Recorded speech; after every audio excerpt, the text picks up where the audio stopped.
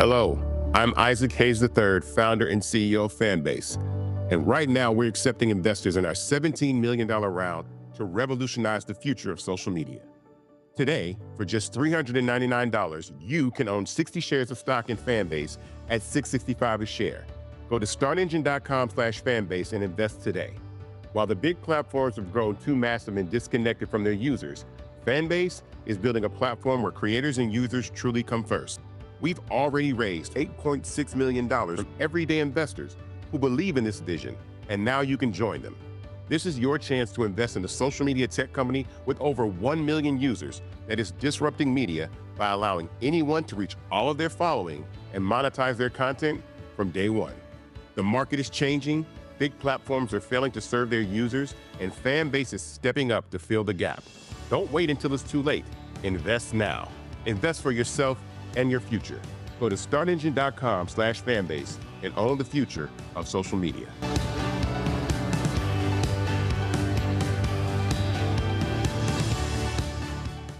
Folks, Black Star Network is here. Hold no punches. I'm real revolutionary right now. Black power. Support this man, Black Media. He makes sure that our stories are told. Thank you for being the voice of Black America, Roland. Stay black. I love y'all. All momentum we have now, we have to keep this going. The video looks phenomenal. See, this difference between Black Star Network and Black-owned media and something like CNN. You can't be Black-owned media and be scared. It's time to be smart. Bring your eyeballs home. You dig?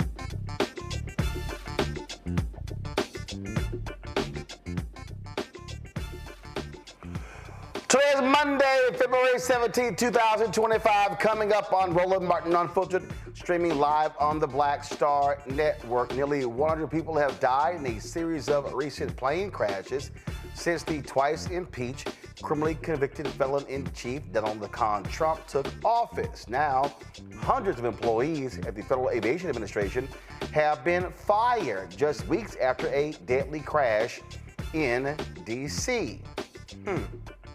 In tonight's FAFO, a federal wildlife worker in Louisiana is expressing concerns about layoffs while an executive order is causing utility bills in Alabama to increase by hundreds of dollars. Those MAGA supporters are not pleased, and we have their orange tears. The once eliminated measles is now spreading across the United States because of these dumbass anti-vaxxers. Major outbreak in East Texas is rapidly growing in cases confirmed in nearby states. I'll talk to the doctor about this sudden outbreak. Also, folks, social justice leader Tamika Mallory, a co-founder of Until Freedom, will be joining us to discuss her new memoir, I Live to Tell the Story, a memoir of love, legacy, and resilience. Also, Reverend William Barber will be here to talk about the policies of this idiot Trump and how they are impacting the working poor. It is time to bring the funk on Roland Martin Unfiltered on the Black Star Network. Let's go. He's got it. Whatever the miss, he's on it.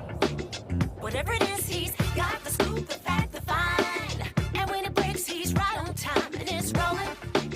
Best believe he's knowing. Putting it down from sports to news to politics. With entertainment just for kicks, he's rolling. It's on go, roll, roll, y'all. It's Roland Martin, yeah. Rolling with Roland now. He's funk, he's fresh, he's real, the best, you know he's Roland Martin now.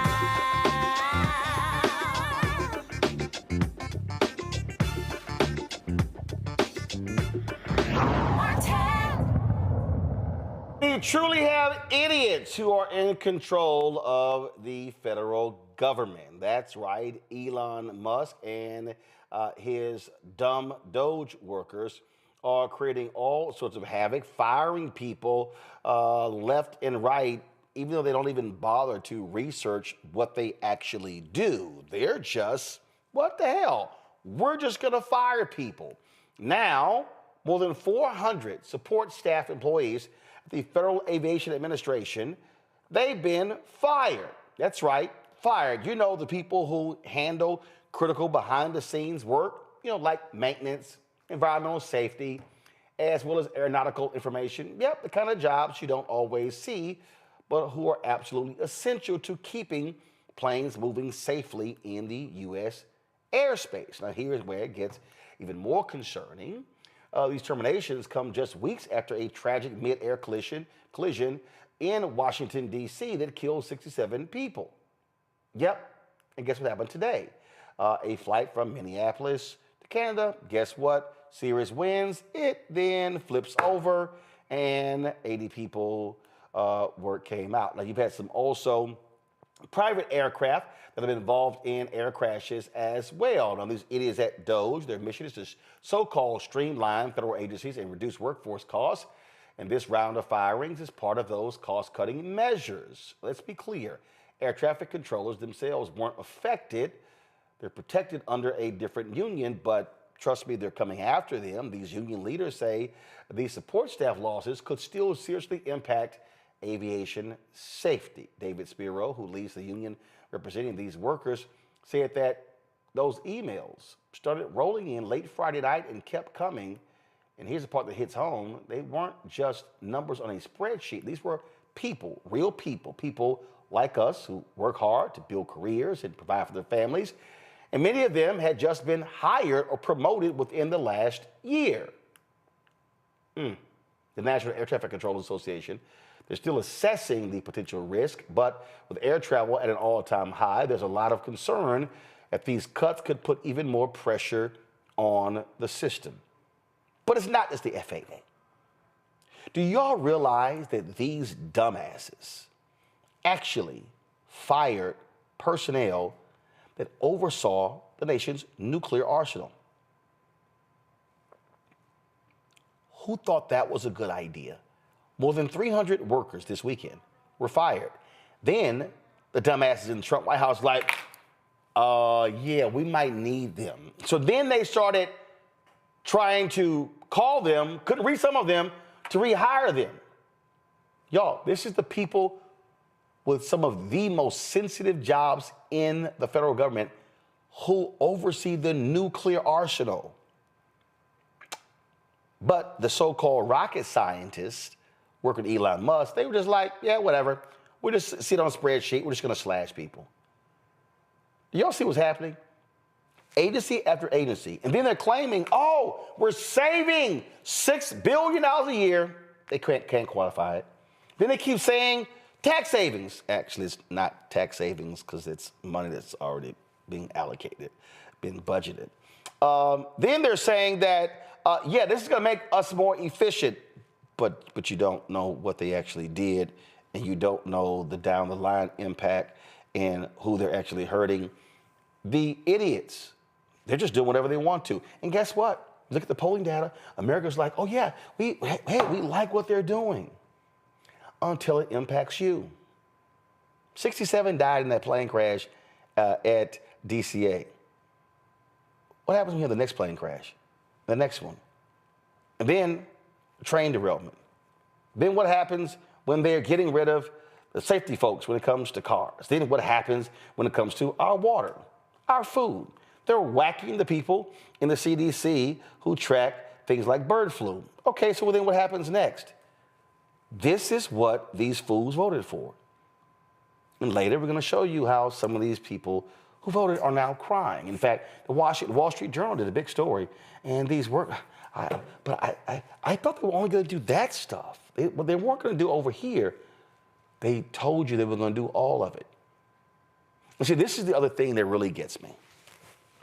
I'm really interested in the people who go, well, I know they said these things in Project 2025, but I didn't really think they were going to do them.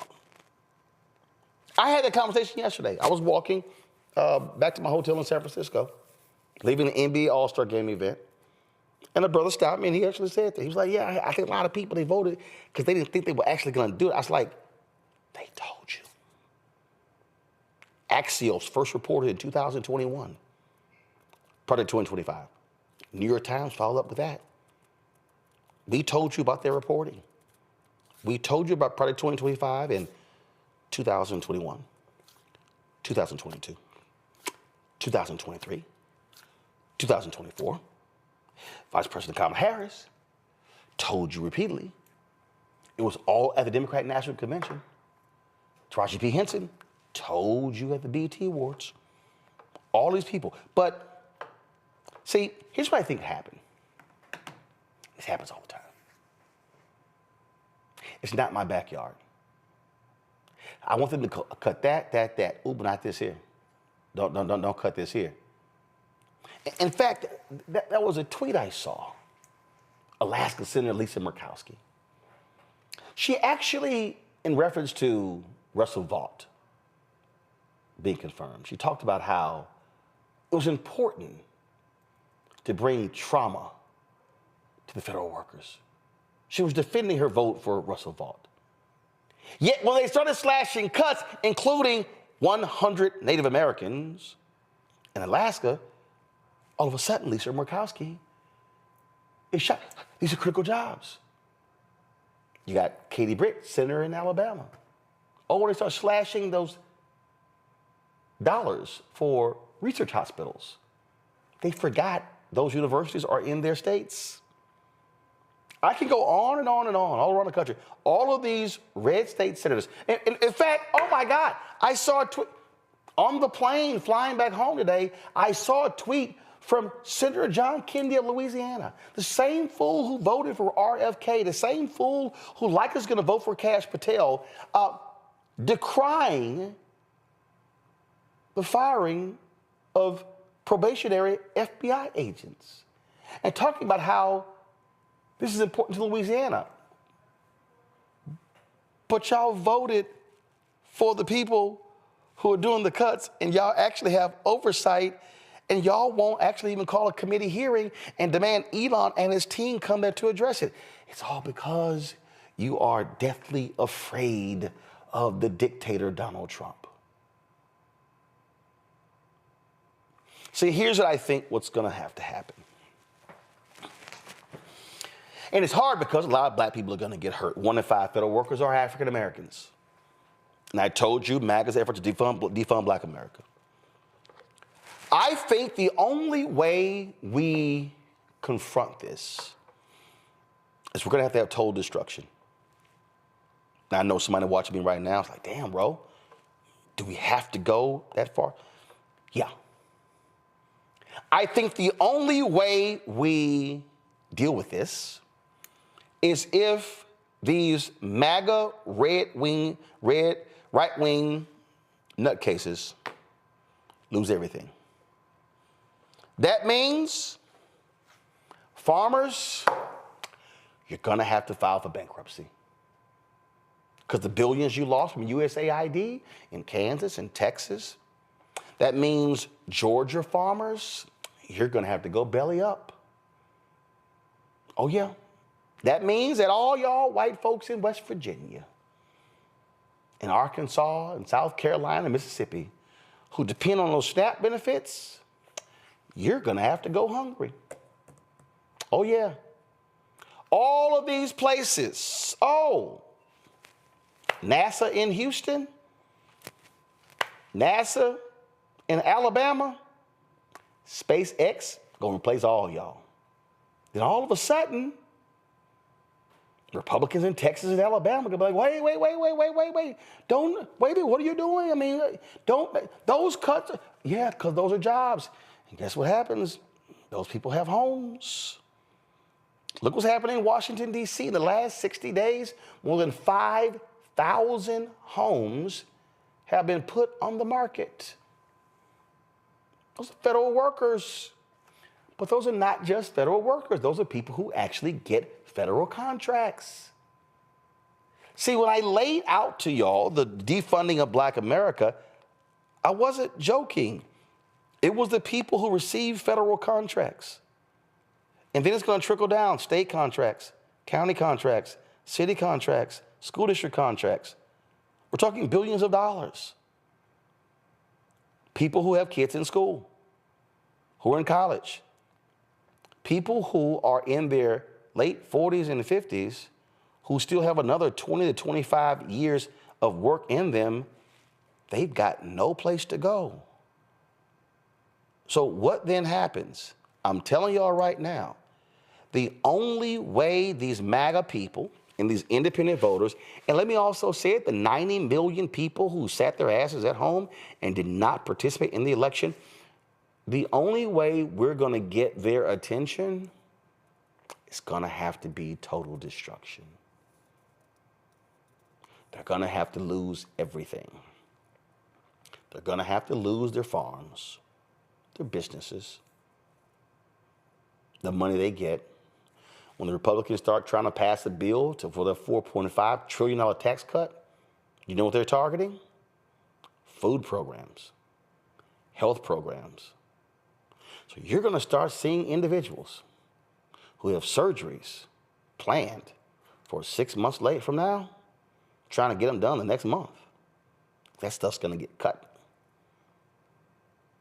I know. And see, right now, it's just like really, really, really small stuff. But I'm telling you, it's going to get worse. And if you think these FAFO videos we're going to show a little bit later are an example, you're going to see a lot more. And again, I know we didn't want to have this conversation. I know we didn't want to go there. But we are going to have to see maximum pain inflicted on these fools for them to go, what the hell was I doing voting for this idiot? Y'all have heard me say numerous times, Donald Trump would not let any of these broke-ass MAGA white voters even walk through his hotel lobbies. They couldn't even walk on the grounds of Mar-a-Lago. He is a rich SOB who only cares about rich people. He played y'all. And I saw a woman this weekend who said that two of her brothers voted for Trump and two voted for Kamala Harris. A sister. I said, you better than me, because their asses couldn't come around me. And some of y'all brothers who actually thought Trump was going to be putting money in y'all pockets, y'all are in for a rude ass awakening. So when Republicans talk about woke, let me just go ahead and say this. Whole lot of y'all about to be woken up. Whole lot of y'all are about to be real awake. Because see, your stomach's going to be growling and your ass won't be able to go to sleep. You're going to be awake. A lot of y'all, that healthcare gets snatched. Oh, yeah. You're going to be sitting at home in pain and you're going to be wide awake. And then y'all going to be sitting there going, well, somebody, please, somebody stand up for me. And the Republicans who y'all voted for, the House and the Senate, they so scared of Trump, they ain't going to say nothing. Mass destruction has to hit this country in order for it to wake up from the BS that they have been fed. Killer Bethesda, communication strategist, joining us out of Washington, D.C. Also, Dr. Amakongo Debinga Sr., professorial lecturer, School of International Service, American University, author of Lies About Black People, How to Combat Racist Stereotypes and Why It Matters. Renita Shannon, former Georgia State Representative, joining us from Atlanta. Glad to have all three of you here. People hate when I say this. I mean, all weekend, people were stopping me in San Francisco, and they were like, hey, what do we do? What are we going on? Oh my God, I can't believe this. And I'm like, why can't you believe it? They literally told you over and over and over again. They told you what they were going to do. And they're doing it. And the people who voted for it are now realizing they're not just deporting people who are criminals. That's the thing that just really cracks me up. I mean, you're there in Georgia. Donald Trump, out of all that ass kissing that Brian Kemp, the governor, did, out of all that he did, giving his political machine to turn out and vote for Donald Trump. And what did the con man do? Yeah, we're not going to extend hurricane relief to Georgia.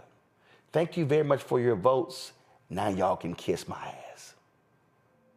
Right. And that's been a big deal here in Georgia. I mean, I had a 200-foot tree fall on my house, and I live in Decatur during Hurricane Helene last year. So it has been a big deal. But to your point, I mean, Project 2025 was the last advertisement of what Republicans wanted to do as far as slashing the federal government. And the reason why I say it was just the last advertisement was because for decades, Republicans have been leading with this sort of philosophy that the government is completely overbloated, and there are just so many people who exist and work in government as federal workers that don't need to be there, and we are just spending so much money, wasting money on a government that is far too large. And the reality is, just like how they would always talk about fraud in voting, but they never could prove it, this is something similar in that they are finding out, and the public is getting a lesson in how government works, is that these people were essential. Just because you don't quite understand exactly what every single person is doing within government, it's a system. And so when you take away one part of the system, it affects the other parts of the systems, and that has real life ramifications for everyday folks. And so unfortunately, we don't teach civics in this country. A lot of people don't understand what the point of having certain government agencies is. They don't understand what the point of having certain functions of government are really for, but a lot of it goes to health and safety of the general public. And so at the same time that the general public is learning what government does when you see services being taken away, it seems like the president is also learning it, because many things that he's done, as you mentioned, he's had to rescind. Feel easy to have this sort of broad, non-specific criticism of government. The government is just too big. It's too unwieldy. Okay. But then when you start, okay, what actually happens? What are those critical jobs? Again, I love the people in red states who complain about federal spending. Government's too large. Hurricane hits, tornado hits, flash floods hit, natural disasters, wildfires, mudslides. And it's amazing how the most libertarian, we spend too much, government's too big people. Where's the government? Where's the president? Where was Biden? Where is Harris? Why are they helping us? Well, hold up. I thought y'all were all about your own. I thought government was too big. Now, all of a sudden, now you begging for God. I'll say it again. Folk are going to hate things until they need it. Yeah, that's sad, man. That's the truth.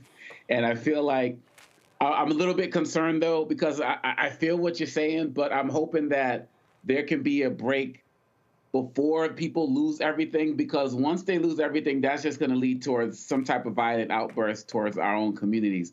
And so I'm hoping that in some way, shape, or form, there can be like a pre-lose everything moment where people say, yo, I got to vote for the Democrat. I got to do something. Because you see all of these town hall meetings. No, I'm a Congo. I'm a Congo. No, I hear your point, and I know it's what we want, but it can't be a little pain. Can't be. I mean, I'm serious. People,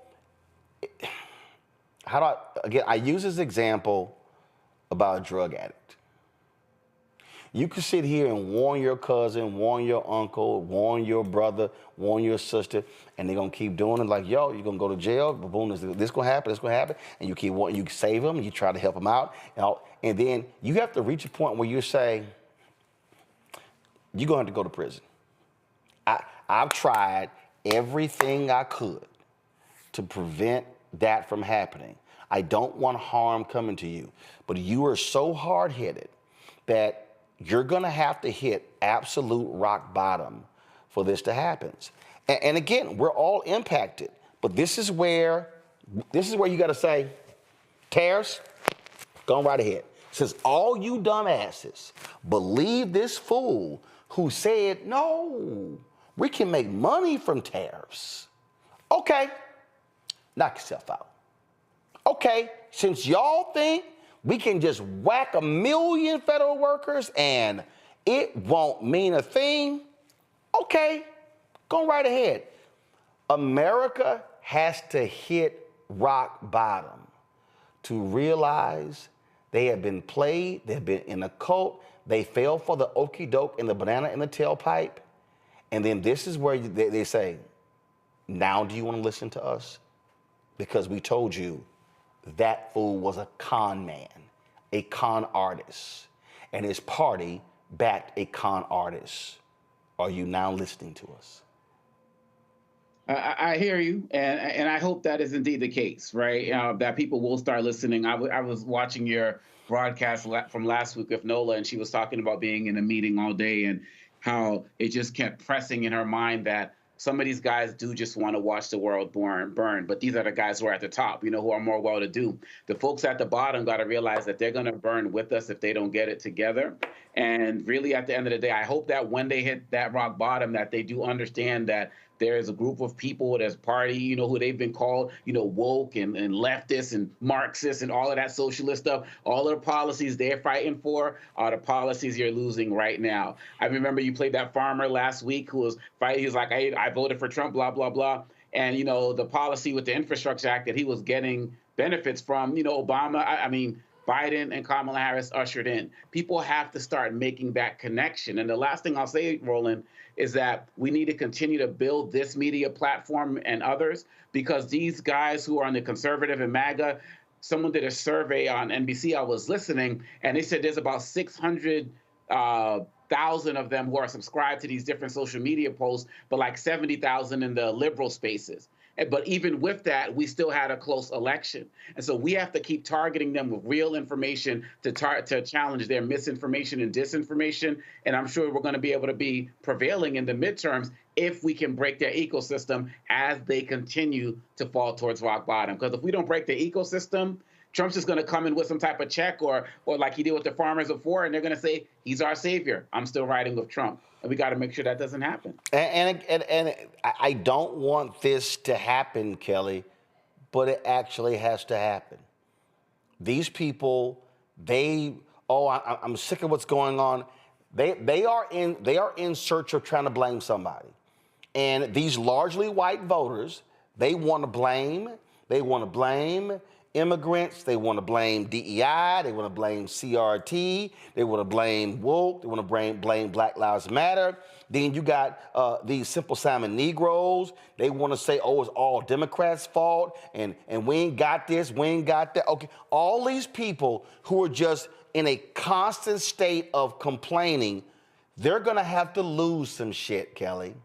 And they don't even realize how they're going to get hit. I keep saying to people who say, I want the government out my life. You're so stupid because you don't even understand that government, whether you like it or not, it's involved in every facet of your life. Your birth certificate, from birth to death, government plays a role in everything. What we eat, what we drink, what we breathe, so many different things. No one even wants to even think that when I get in a car, the reason I have many of the safety devices in my car is because they were forced there by government. I don't even understand they were forced there. Fuel efficiency, that wasn't because of the automakers. It was because of government. And I'm not saying government is perfect. What I am saying is government is essential to our lives. And if you want big business and the tech bros to have complete run of this bad boy with no oversight, anything, you're about to get it. Watch what happens. My concern with all of this, I understand and sadly agree with your theory of it having to hit rock bottom, of Americans having to hit rock bottom. My concern is everybody's rock bottom is different, right? So exactly what level of rock bottom do we have to hit for people to just wake up and be like, oh shit, I got to do something, or oh shit, I was wrong. I don't know if we're ever going to get to a point where we're going to have a MAGA Republican say, I'm sorry. I don't know if that's ever going to happen. I think they are going to hit rock bottom, get the benefits that Democrats will inevitably provide, which will essentially be a Band-Aid on a gaping wound by the time all this is finished. And then they will still say, well, you weren't there for me, so I'm still going to vote for the Mango Mussolini or equivalent, depending on how long this goes on for, right? My frustration is the fact that we got here at all. My frustration is that we had an entirely different party, being Democrats, being socialists, being whatever, whose messaging wasn't clear enough, wasn't culty enough, what have you, to get through to the people who truly needed it, such that we ended up with 90 million people sitting on the sidelines of one of the most crucial elections in American modern history. That is my frustration here. And further, everything that is going to happen to get us to rock bottom is going to happen to me first. It's going to happen to Black people first. It's going to happen to people who look like me first. That is what's frustrating. The fact that, once again, we have to be subjected to white nonsense because white people stay white peopling at varying levels. Now, listen, I don't want us to hit rock bottom, but I think in order for those folk to wake up, they're going to have to lose some stuff because they think, and they think, oh, yeah, it's those Black people getting stuff. Oh, we're just giving things to these illegal immigrants. They have to lose some stuff. And look, it's just like, and we're about to talk about this right now, we talk about vaccines, okay? All of these anti-vaccine zealots, I'm just going to go, their kids are going to die. Mm-hmm. Their kids are going to have to die for them to go, oh shit, this thing is real. See, they're playing games. They're playing games. When I was on Piers Morgan's show, Clay Travis tried to get cute with me by, well, Roland, did you get the shot? Yes, I got 2 shots. Well, why didn't you get all 10? The government told you to get 10. I got 2 shots. And I went, but I got about 20 shots, got to go to Africa. No. See, he tried to play a game. I was like, I said, Clay, you can't get cute with me. The game won't work. So what's happening now is these people, in fact, Trump has signed an executive order saying no federal funding for any school district that mandates COVID vaccines. So their whole deal, now mind you, the COVID vaccine that was developed when that fool was there last time. So all of these people, this is how they're operating. This is how they're thinking. This is what their mentality is. And so they don't understand what we're now seeing even when it comes to vaccines. And so what is happening? We now have a vaccine breakout. We warned people this was going to happen. You now have an idiot, Robert F. Kennedy Jr., Secretary of Health and Human Services, who played a role in a breakout in another country because he was there advocating. He was advocating for no vaccines. So now, Texas MAGA Governor Greg Abbott and MAGA Lieutenant Governor Dan Patrick and the Republicans that control the Texas House and Texas Senate now have to deal with this. Texas Department of State Health Services. They reported an outbreak of measles in the eastern part of the state. Okay, that makes no sense. The epicenter of the outbreak is the city of Seminole, which serves as the seat in Gaines County. There are 48 confirmed measles cases, making this the worst outbreak of measles in Texas in nearly 30 years. And guess what? Most of the people affected are school-aged children. 13 have been hospitalized, all of them who were unvaccinated against measles. As of the 2023-24 school year, Gaines County has one of the state's highest vaccine exemption rates, nearly 18%. My guest, Dr. Nisi Hudson, founder and chief scientist of the Hood Medicine Initiative, joins us right now. Doc, this is real simple. We can draw a direct line from the unvaccinated fools to the vaccinated people and measles outbreak. Pretty much. And it's a shame because measles, mumps, rubella, this is a common vaccination that every child has to get before they even enroll in kindergarten. You can't even be in our school systems in this country unless you've been vaccinated against measles, mumps, and rubella. And these exemptions have been popping up ever since, really before the pandemic. I mean, there's been a lot of anti-vaxxer sentiment, as we've heard from Dr. Peter Hotez and others. And we've just installed the anti-vaxxer-in-chief as the head of Health and Human Services. So this is where we're going to be. Yeah, and I just want every parent, grandparent, great-grandparent, aunt, uncle, cousin, nephew watching to understand that you better be prepared for what is about to happen, because these anti-vaccine people, these anti-vaxxers, are now emboldened. Again, their cult leader, Robert F. Kennedy, who lied in his hearing. Oh, I've never been against vaccines. An absolute liar. Was busted on CNN with the lie. Their cult leader, he's now the Secretary of Health and Human Services. Their other cult leader is the one who appointed him. And so, let me just say it. Remember, I just talked about hitting rock bottom. America needs to be prepared that we are about to see one of the largest outbreaks of multiple diseases because of these nutcases.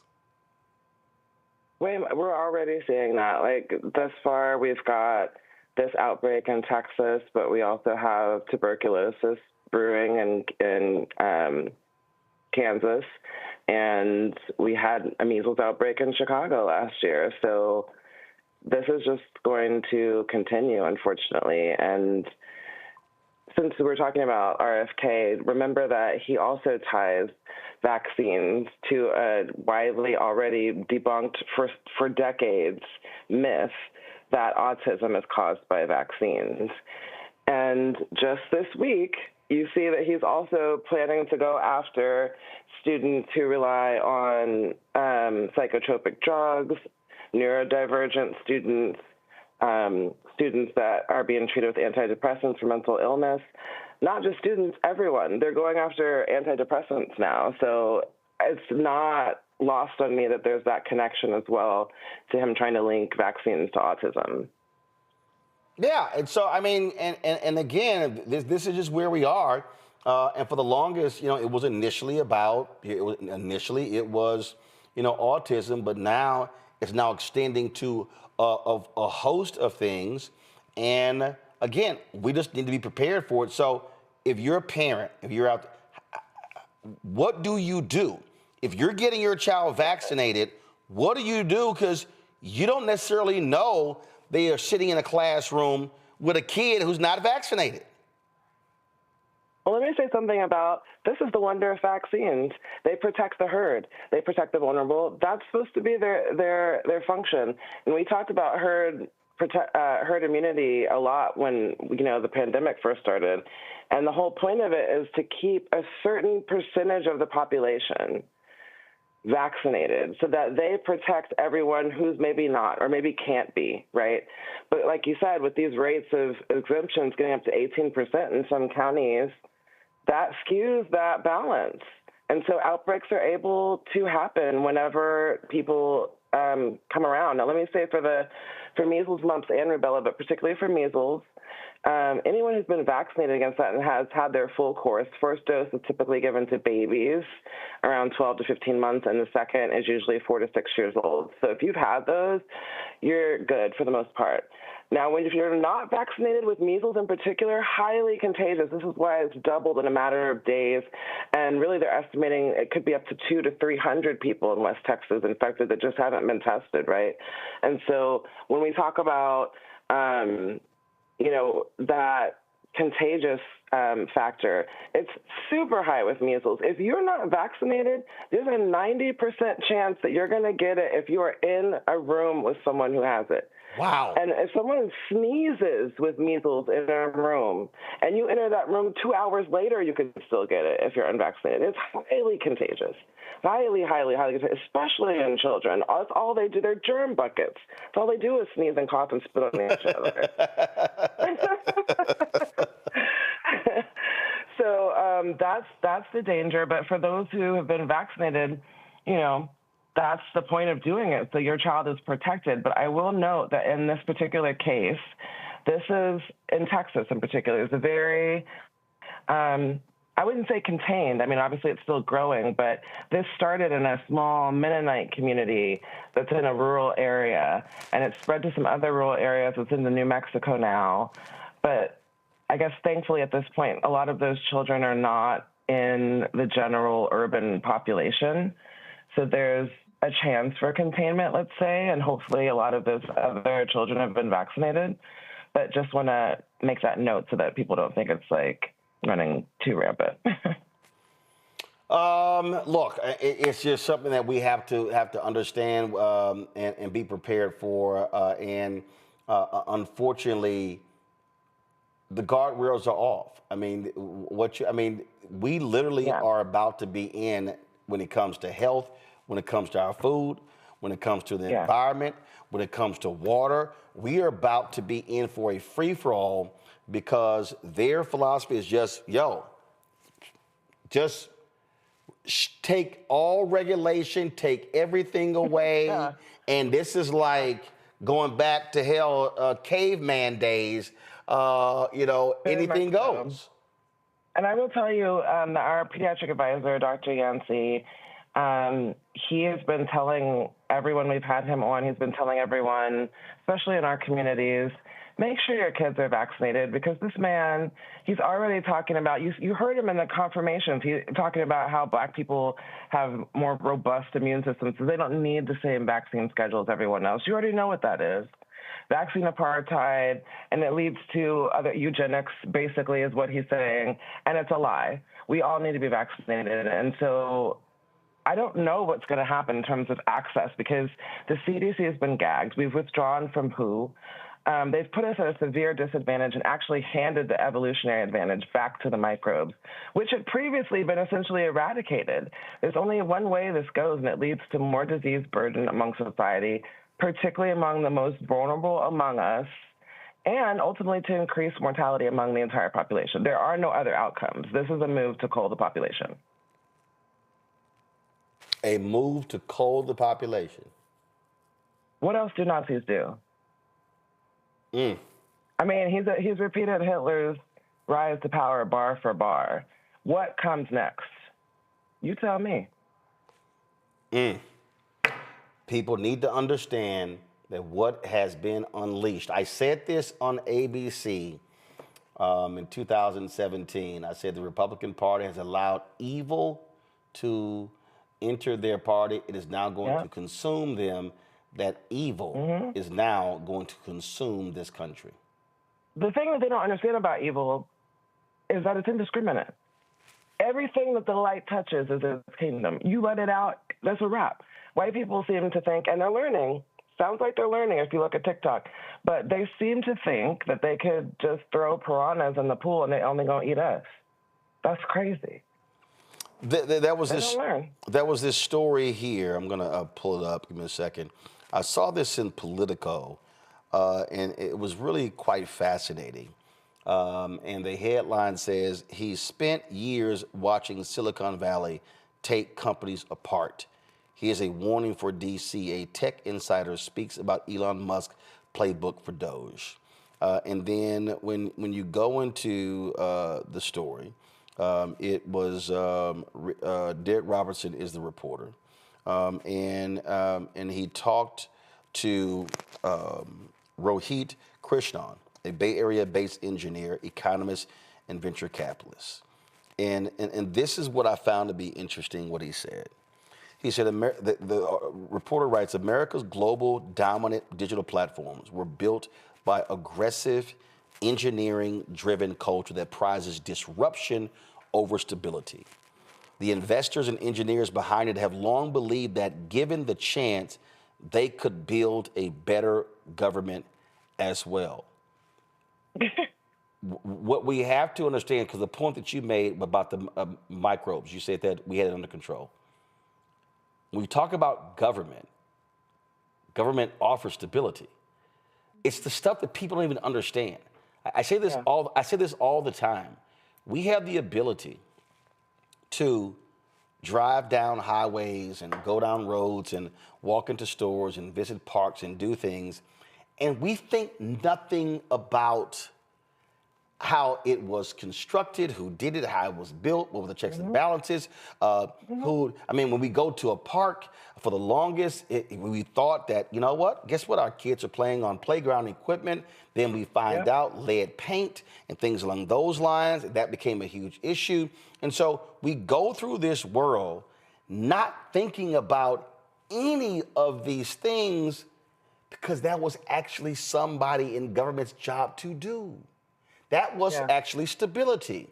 And so these folks come in, and their deal is we're about to come in and clear this destructive path because we think it can be done better, and people have no idea what the destruction is going to end up doing. And in your space, literally decades of hard grinding work to beat these diseases and beat these things with science, and these folks are like, you know what? The hell with that. We're gonna come up with something new, and my 19-year-old engineer has an app that can do it better. The thing is like when they say better, they mean better. They just meant better for their bottom line. Boom. Not better for us. We just didn't hear it right. They didn't hear it right. It is going to be better for them, trust me. And particularly because a lot of these actions, as we've talked about, are going to lead to a lot of the undesirables, as they've classed us, perishing. These moves are death moves.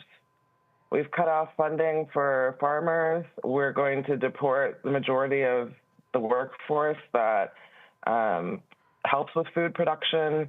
We're going to get rid of the regulators. We've got recalls upon recalls upon recalls already. Like I said, the CDC is gagged. Do we know about bird flu? I don't know. You know, and all of these disruptions are purposeful. They're not haphazard. They're not random. A lot of people have been talking about how Republicans are trying to sow chaos and fear, and they are. But their moves are tactical. They're not chaotic. They're not random. They're not even stupid. They're very clever. As we can see, they've taken over everything, and we let them. Indeed, indeed. Doc, I appreciate it. Dr. Hudson, thank you so very much. And again, folks just got to prepare themselves for the worst outcomes, because that's the only way we can be thinking right now. Yeah. Appreciate it. Thanks a lot. Thank you. You know, on that point there, again, I'm reading this article here on Congo, and it's really interesting because they say in this piece that the question was asked, many people have wished for decades that someone would run the government more like a business. Is this what they meant, or are Elon Musk and his group of 25-year-old coders doing something different? And what he writes is the fundamental concept is just that you throw them at the problem, they gather as much data as possible about where the money is going or who's doing what. Very simple, straightforward questions, arguably difficult answers, but straightforward questions. And then you use that information to create some sort of ranking, saying this is good, this is bad. Then you try to solve the bad. So the playbook in some sense is extremely simple. The difference here is that they're applying it to areas like the government, where maybe it has never been applied or it's really hard to apply because the downstream implications are extremely complex. It could cut off cancer research, or genomics departments are getting axed, or AIDS assistance elsewhere in the world. And that's the whole point there. When Republicans, Trump, MAGA goes, yeah, you know what, we're not going to fund PEPFAR. PEPFAR actually played a huge role in slowing down and impacting HIV/AIDS across the entire continent of Africa. It is arguably the greatest legacy of President George W. Bush. And this is something that if there's any moment where you want somebody to say something, this is where you would want former President George W. Bush to come out publicly and like, what the fuck are y'all doing? You have no clue what you're doing. But too many people are remaining silent. And these folks, and as we talked about last week, the head of the UN AIDS agency says that the decision to cut off this funding could add 6.7 million new AIDS cases, deaths in the next 10 years. This is life and death. 71-year-old woman in a refugee camp in Thailand from Myanmar died because when the money was frozen, the USAID money, that paid for the oxygen at the hospital she was going to. So a person sitting here, again, some 22-year-old coder, knows nothing about the downstream impacts. And what people don't understand, all these people, like all these people who keep yelling, deport people back, stop spending money abroad, don't even realize that a lot of the money that we're spending abroad actually keeps people in their countries. It plays a role in stabilizing other governments. It's just nonsensical how some of these people are thinking. And I would add to that a very large portion of money that's spent on organizations like USAID, it comes back to the United States. Just like with defense contracts and all of this other types of money, it pays salaries for U.S. individuals. Look what's happening with the farmers whose feed is and grain is rotting in the Houston airport somewhere because they can't ship it overseas right now. That disconnect that Americans have with the role that they play in other parts of the world is one of the reasons why we're here today. We can talk the same thing as relates to Ukraine and the like. And so when you talk about the woman in Thailand, and you could probably multiply that by a few thousand right now. And these coders may not know this, but I'm pretty sure, and it kind of ties into your interview with the doctor, Elon Musk knows this. This is part of his design. Because USAID helped topple apartheid in South Africa, and the hatred that he has towards Africans and Black people is part of his design to see people die and to see people suffer who come from these spaces. And it's unfortunate that people can't connect the common humanity for that to be a problem, like the woman you mentioned in Thailand. And we're going to see, and USAID doesn't only, and the example you gave is also great because it's sad but great, because it's a reminder that USAID doesn't only feed or help children in African countries. It helps people in European countries, in Asian countries, but people attach a Black face to it. But people don't have that kind of sympathy, Roland. And so I feel like at the end of the day, what needs to be happening right now is people need to be reminded of how connected we are as a society. We all live in this Me TV era where we all got our social media platforms, looking at ourselves all day, sharing our own food on Instagrams and so on and so forth. We get disconnected, not us here, but society has become disconnected from each other. But what Trump is showing us right now is that we are connected in so many ways, and that they should not be turning over the government to a bunch of business guys, to a bunch of guys calling themselves all these crazy names on LinkedIn, 20-something-year-olds. And we had a businessman run the country in 2016, and look what he did. And I'll be very honest, Roland, the amount of depression and sadness I'm seeing right now, it's kind of feeling like we're in the COVID pandemic all over again, right in the beginnings of it. And that's people need, and that was also in part caused by Trump, who got rid of the pandemic response team and lied about what COVID did. And now look what he's doing, getting rid of this agency. I just read they got cuts at the FDA now, and the medical devices and tobacco companies, agencies, more cuts today. So he's doing the same thing all over again. This is what happens when we turn the government over to a businessman, particularly a failed one. Go back to my article. Go back to the article. Because this is what jumps out at me, and we actually are seeing this, Kelly. Said most of Washington was expecting them to not really be able to accomplish anything. In a sense, they're both right, because I don't think they've accomplished a whole lot in a practical sense. They've cut funds that aren't going to make a dent in the federal budget, but on the other hand, they have also entirely disrupted the way most people think government should work. It's not a technical victory, but a cultural victory, which is a very weird thing to get out of a bunch of technocrats who are sitting in Washington, and it's only been 3 weeks. And I think he's right. Kelly, when they claim these savings, they can't back it up. And then what they do is they take 4 or 5 programs that were funded. Oh, they're funding this for transgender or LGBTQ. They're funding this. And so they take these things that are pulled out, and you think it's hotbed. Oh my God, I can't believe our money is being wasted. And that was $2.8 million or $1.6 million or whatever. And people go, see, there you go. But they quantify nothing. They back it up with nothing. They have nothing so it comes across as just, cut just to cut, disrupt just to disrupt, and then let's just keep people just on their heels, and we're just going to overwhelm them with how we move. But they're actually not making any real gains. They're disrupting hiring processes and things along those lines without any care of what will happen in 3, 6 months, 9 months, or a year. Again, I go back to my frustration about the fact that this is happening because people voted for it. Yep. This is happening because people voted for it. This is happening because we screamed. I mean, we being people on this show, and people like us on other shows and other networks and other platforms have been screaming at the top of our lungs for damn near 8 years. This man ain't shit.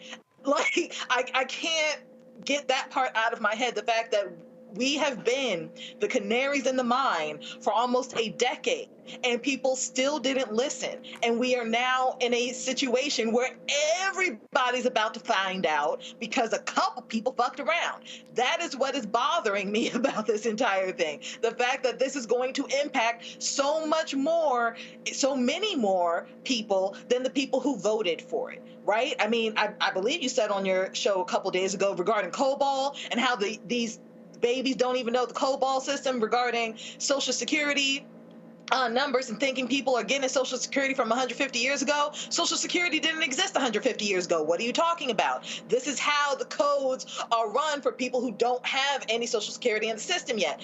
You would know that if you were a government worker. You would know that if you were actually doing a job. Like, no, you just have a sledgehammer to every goddamn thing, and you're slicing everything except the things that matter. We're not talking about the defense budget. We're not talking about sending weapons of mass destruction to people who don't need any more weapons of mass destruction. We're not talking about these buyouts and bailouts of major companies and corporations that didn't need it during the recession. They don't need it now. They certainly didn't need it during COVID, but that's where all this money is about to go to, because we're about to fund an oligarchy instead of a democracy. Like, I am frustrated. I am very, very frustrated. So this, and this isn't going to be the last time we're going to be talking about this. We're going to be talking about this for the next 4 years, if there's 4 years of the United States of America left. But this is why, Renita, what I've said to union leaders, to Democratic leaders, that you can't, the lead argument can't be that these are attacks on federal workers, because whether we're talking about federal workers, Georgia state workers, Fulton County workers, City of Atlanta workers, people just automatically, oh, the hell with them. We can get rid of half of those people. They mean nothing. And so I've said that the focus has to be on the people who are impacted by the work of those federal workers. Right. That you have to connect. So again, how I see this, if I'm Ken Martin, the chair of the Democratic National Committee, and Donald Trump makes the decision, no hurricane relief extension for Georgia, I am notifying my Georgia State Party chair, and we're notifying every county chair, nail this, hammer this, have protest, every county to media to drive that point home. I'm not arguing over FEMA workers. I'm arguing over Georgia voted for this man. He won the state, and now he's saying the hell with the state. You have to, the light has to be on the people impacted by the cuts. And not the workers first. The people first, and then the workers are the ones who are delivering these things to them. They are a second.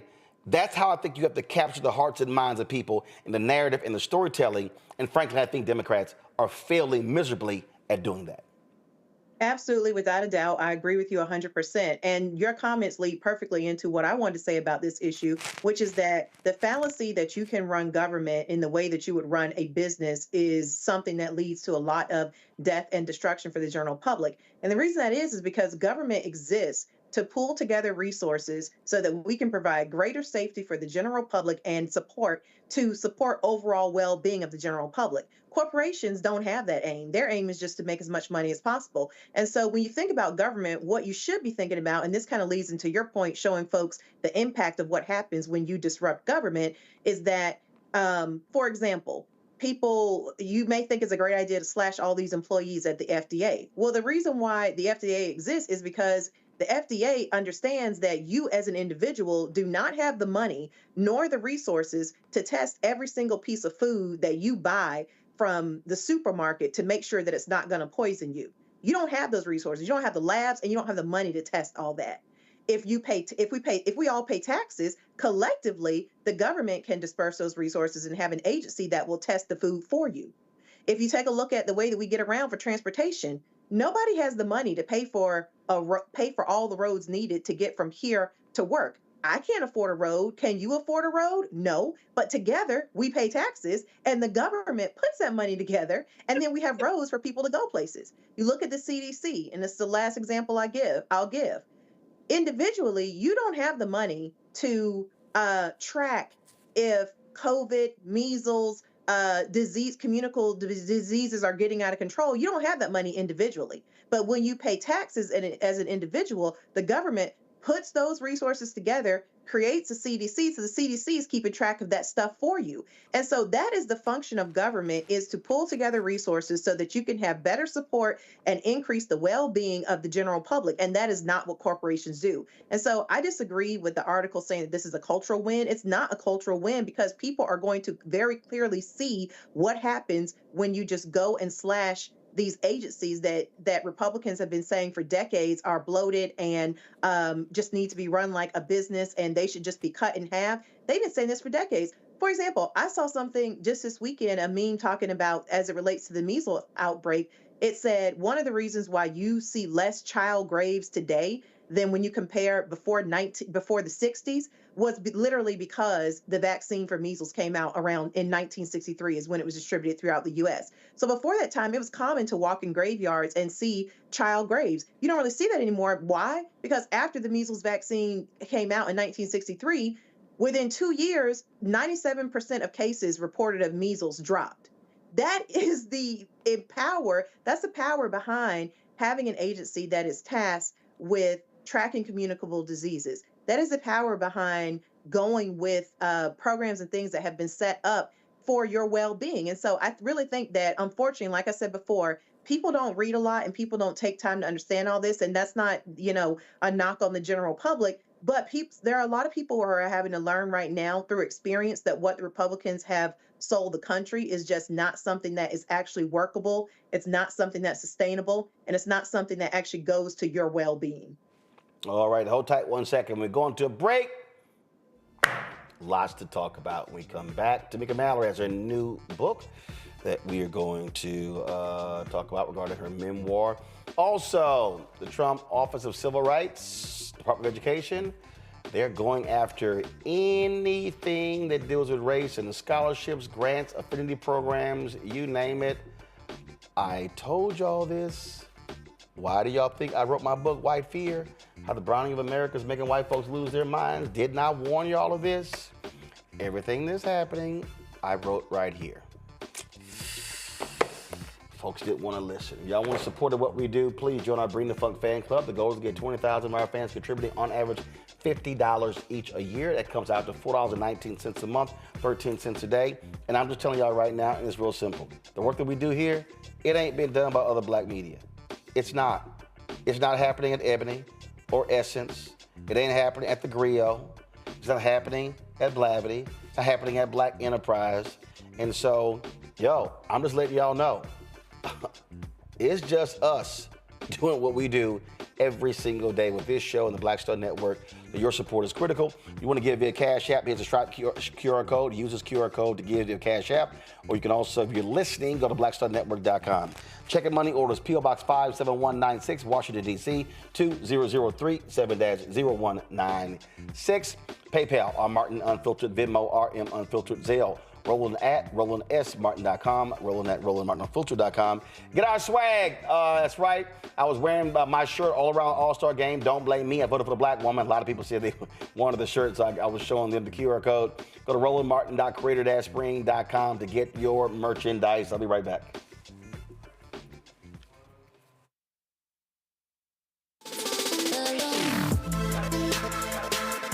Hey y'all, welcome to The Other Side of Change, only on the Black Star Network and hosted by myself, Bria Baker, and my good sis, Jamira Burley.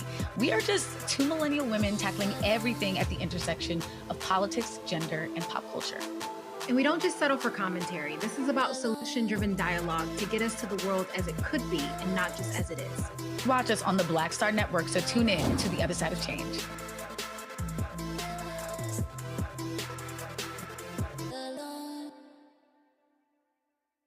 What's up, y'all? Look, Fanbase is more than a platform. It's a movement to empower creators, offering a unique opportunity for everyday people to invest in Black-owned tech, infrastructure, and help shape the future of social media.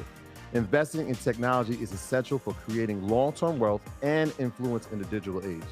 The Black community must not only consume tech, we must own it. Discover how equity crowdfunding can serve as a powerful tool for funding Black businesses, allowing entrepreneurs to raise capital directly through their community through the Jobs Act.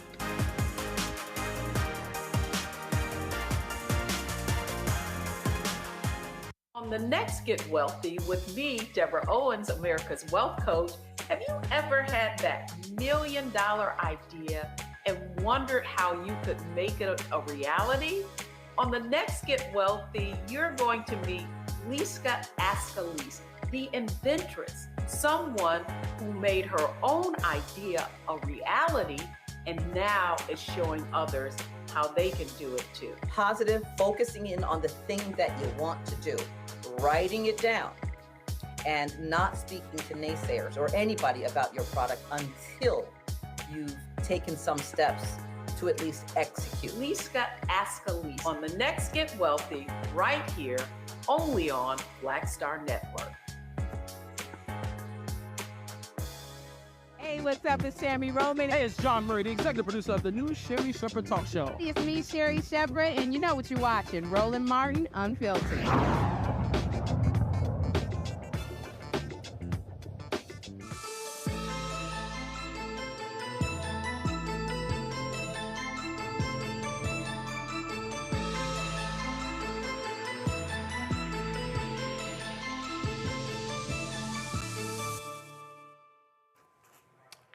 All right, folks, welcome back to Roland Martin Unfiltered. You know what? We always have a variety of book authors on this show talking about their work, things that matter, and how critically important their stories are. A new book from Until Freedom's co-founder, Tamika Mallory. It is out. The book is called I Live to Tell the Story, a memoir of love, legacy, and resilience. She joins us right now. Tamika, glad to have you here.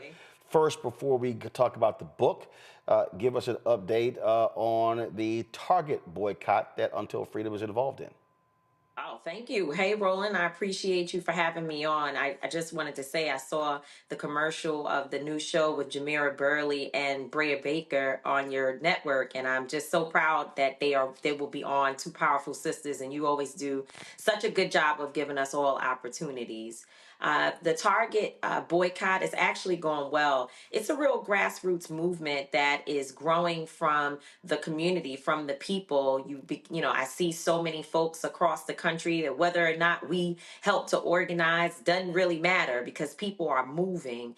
We now have about 60,000 people who are signed up on targetfast.org, which is for the fast that begins with just the clergy community, the faith community, if you will, during the time of Lent, which is beginning on March 5th. But even right now, during Black History Month, we are somebody through former Senator Nina Turner, as well as Nikema Armstrong, who's on the ground there in Minnesota, where the headquarters for Target is. They're already organizing. We are organizing, and people are really, really engaged. I think that folks are looking for something that they can do in a way that they can really show their frustration and disappointment with these companies that have cowered, if you will, to this very racist and sexist and every other opportunity to take our rights away and to return us to a time that we fought so hard to move away from. And so it's going well, 60,000 people, and the fast hasn't even started. We still have weeks to get that. Of people signing up towards the 100,000 goal is a good thing. And there's some people who are not even signed up at all, but they're already boycotting. And I'm always reminding people that when it comes to publicly traded companies, there's always a very easy way to show the impact of that. Go to my iPad. So you'll see here, folks, so you'll see the graph here. Target announced on January 24th they were ending their DI initiatives. you see that on Monday, January 27th, Target's stock was at $142.50. It closed today at $127.88. And so, as they can see with that graphic there, Target stock has been dropping every single day. There was a couple slight upticks, but basically it's been on a downward spiral for the past 3 weeks. Yeah, absolutely. It's on a decline. We've been watching that.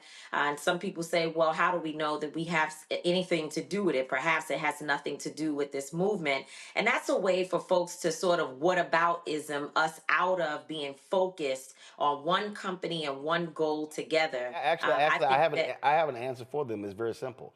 There are 5 major big box retailers in America: Walmart, Target, Lowe's, Home Depot, Costco. Those 5, Amazon actually is number 6, the largest retailer. I take them out because they're digital. Of those 5 big box retailers, 4 of them, their stock has gone up. Only one the stock has gone down. That's Target. And that's Target. And people are using the $1.8 trillion in spending to say that we're not happy about what's happened here. And some folks said to me, well, why don't we focus on this company and that company? And, what about this and what about that? And there are all of those things absolutely need to be addressed. And by the way, again, from a grassroots perspective, people are boycotting more than one company at one time. But we want to be able to really focus and show the impact that we have. I have Black women who are reaching out to me, as I said, outside of the 60,000 people who are signed up to be a part of the Lent fast. There are people who are contacting me every day saying, I feel sick to my stomach when I walked inside a Target. I tried to go back. I don't want to do it. And I was reading an article just the other day yesterday actually, the daughters of one of the original founders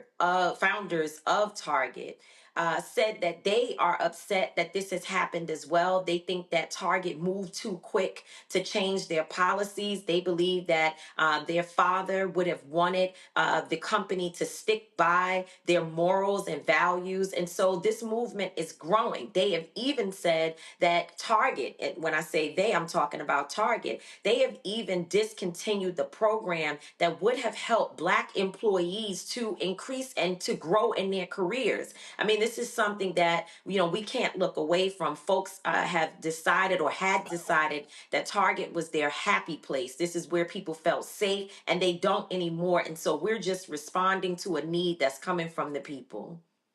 Indeed. Let's get to your book. You said, I live to tell the story. I live to tell the story means that you face some issues.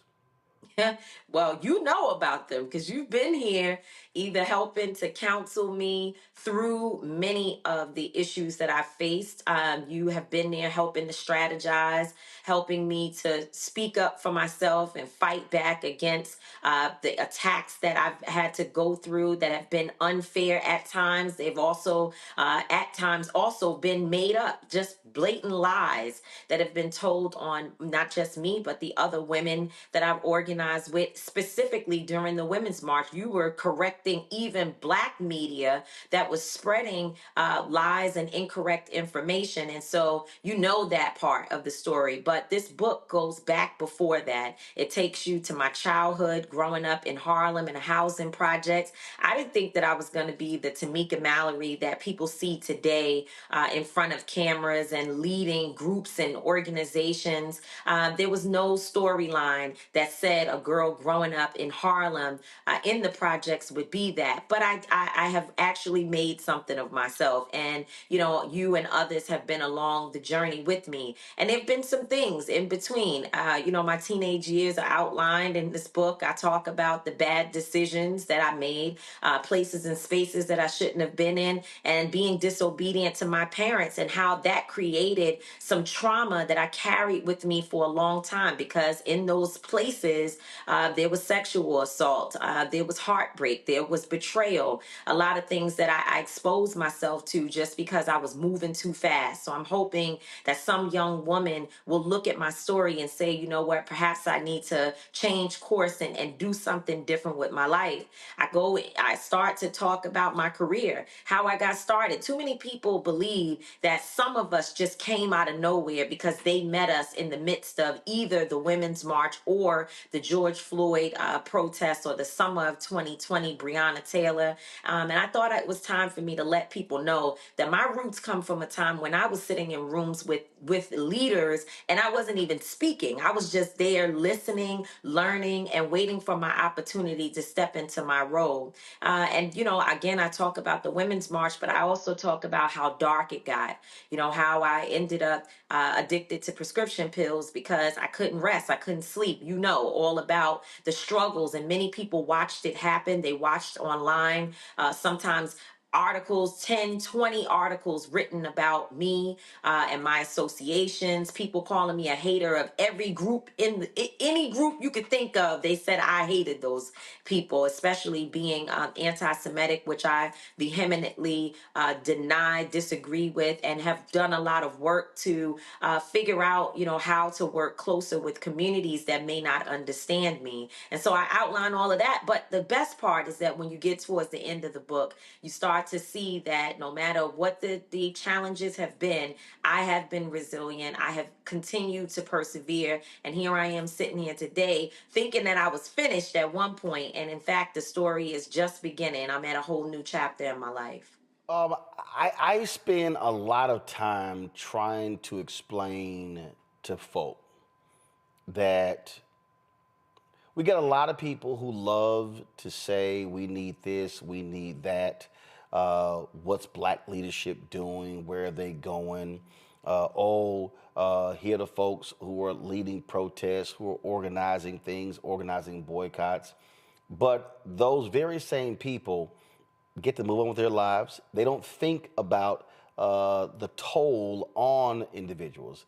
Reverend Jackson often said there's no 401k plan when it comes to black leadership, civil rights leadership, and the thing that gets me are a lot of our people, and the reason I laugh about this because all the people who were running their mouths, all these loudmouth fools who I really don't give a damn about at all, who were complaining about advertising money that we got from the Kamala Harris campaign. My response was, so you want us to cover the news but not run ads, but you don't say nothing about the white media that actually gets political advertising. And that's the thing, and so that's one thing that just drives me crazy, that people don't understand that there is a real toll, financial, mental, health, on families of people who are activists who are fighting on behalf of black people and others. Absolutely. You know the stories. I mean, I got down to the point that I had to call friends in 2019 and ask them to help me financially, which is something that I've never done. I've never reached out to a group of my friends to say, I'm in trouble. I had $400 in my bank account. And meanwhile, I just led 3 of the most successful marches in the nation's history, especially the one in 2017 of the Women's March. We had 6 million people to march around the world, which is the single most attended march in the history of the United States, with the participation of other countries and other places.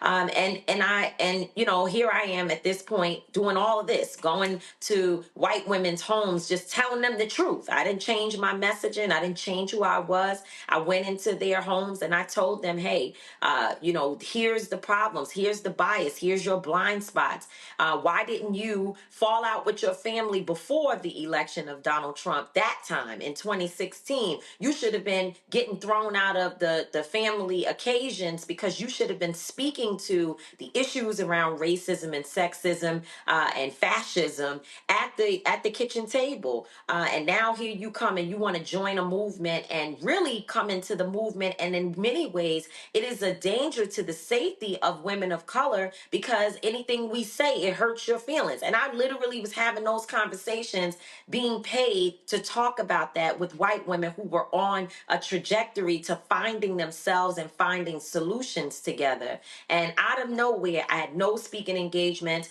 Black Student Union college groups were saying that they couldn't have me at the school because whomever had endowments or donated to the school had called to say they didn't want me there. Everything was canceled. And it all happened because I decided to stand on principles, even while learning, understanding the challenges, but still standing on principles within our community and for our people. And so, yeah, that toll is great. But beyond that, even the work that we do, at one point in my life, especially at National Action Network, we were working literally around the clock. I would sleep sometimes on the couch in my office because things was just happening. You know the family, Sean Bell and Trent Benefield and Joe Guzman, Amadou Diallo, and the names go on and on. Of course, Eric Garner, all of these families, Trayvon Martin, that we supported, we worked around the clock. And there were times when tired is not a good word. That's not a sufficient word to describe how the toll that it took on my body, on my relationships, on my relationship with my son, which I also talk a lot about in this book, where he and I had many challenges because I wasn't home as much as I needed to be to give him the type of love and support that he needed. And so all of that is there. And it just like you, it is not just frustrating, but it pisses me off when I hear people who do primarily nothing except find ways to bring awareness to themselves and with a little side of community. So they do self mainly with a side of community, and then they have the audacity to challenge us. You do it. What's your plan? Let us follow you and tell us exactly what we're going to do. And the reason why they don't do it is because it's hard. It's difficult to deal with judgment. It's difficult to deal with attacks. It's difficult to raise money. And when you start trying to do that, to have a phone number so somebody can call to get some help, that's when the challenges come in, and it makes you just become an armchair person to talk, and you're really not engaged in anything other than benefiting yourself. Back to the point that you made about having $400 in your bank account. And I remember when there were people mad about a Cadillac commercial or PSA. Then you'll have these people, you're writing books and you're profiting off of the movement. And so that they love saying that, but they ain't around when you're broke. They're not around. I remember being on the FaceTime with you. They're not around when the whole house, all y'all got COVID. Y'all were in Louisville. Y'all were in Louisville fighting for Breonna Taylor. You know I don't forget nothing. Y'all were in Louisville fighting for Breonna Taylor. And again, these folk, they at home. They're at home with their families. They enjoying whatever they want to do, playing their video games, playing golf, going bowling, going to parties, going to brunch, while y'all didn't move there. And then the security threats. And people who knew your identity and knew the addresses you were staying at. Now all of a sudden, y'all are scrambling because literally your lives are in danger. Absolutely. And so all these folks are chirping, not understanding when all of this stuff is happening. And that's the thing that just pisses me off. And a lot of this y'all can't talk about because you're so busy trying to bolster the spirits of a Breonna Taylor family, a Sean Bell's family, Michael. I mean, it goes on. Eric Garner's family, Michael Brown's family, and so that's the thing that just drives me crazy. And why a lot of people say, "Man, I ain't trying to put it all on the line because I'm not trying to take all that on." Absolutely, a lot of people say that, and guess what? We're okay with it. I have people tell me all the time, I love you, sis. I appreciate what you do, but I'm going to send you this $50 because I'm not going to be out there with you. And we accept it. We get that. We don't want people in our way either while we're trying to do our work. Even when I think back to the Cadillac commercial that, certainly there was a lot of controversy over it. People called up the Cadillac telling them that, I was the wrong person for the ad. I didn't do that because Cadillac called me. I did that particular ad, which was a Women's History Month ad, because a Black advertising agency called me and asked me to do it and said, you know what, we've been given the opportunity to work on this. We think you are the best person. We want to put someone like you in a position of that level so that people have to read about the story and what you do, your story, and the story of the families that you support and the issues that you're involved in. So I didn't call up Cadillac or Cadillac called me up and say, hey, why don't you come down here and sign a deal? But of course, people have a lot of assumptions. And when you talk about the COVID situation, you know, I always hear you say, we have to frame things properly. It's not just that we got COVID, because other people will say, well, I got COVID too. We had people who almost died.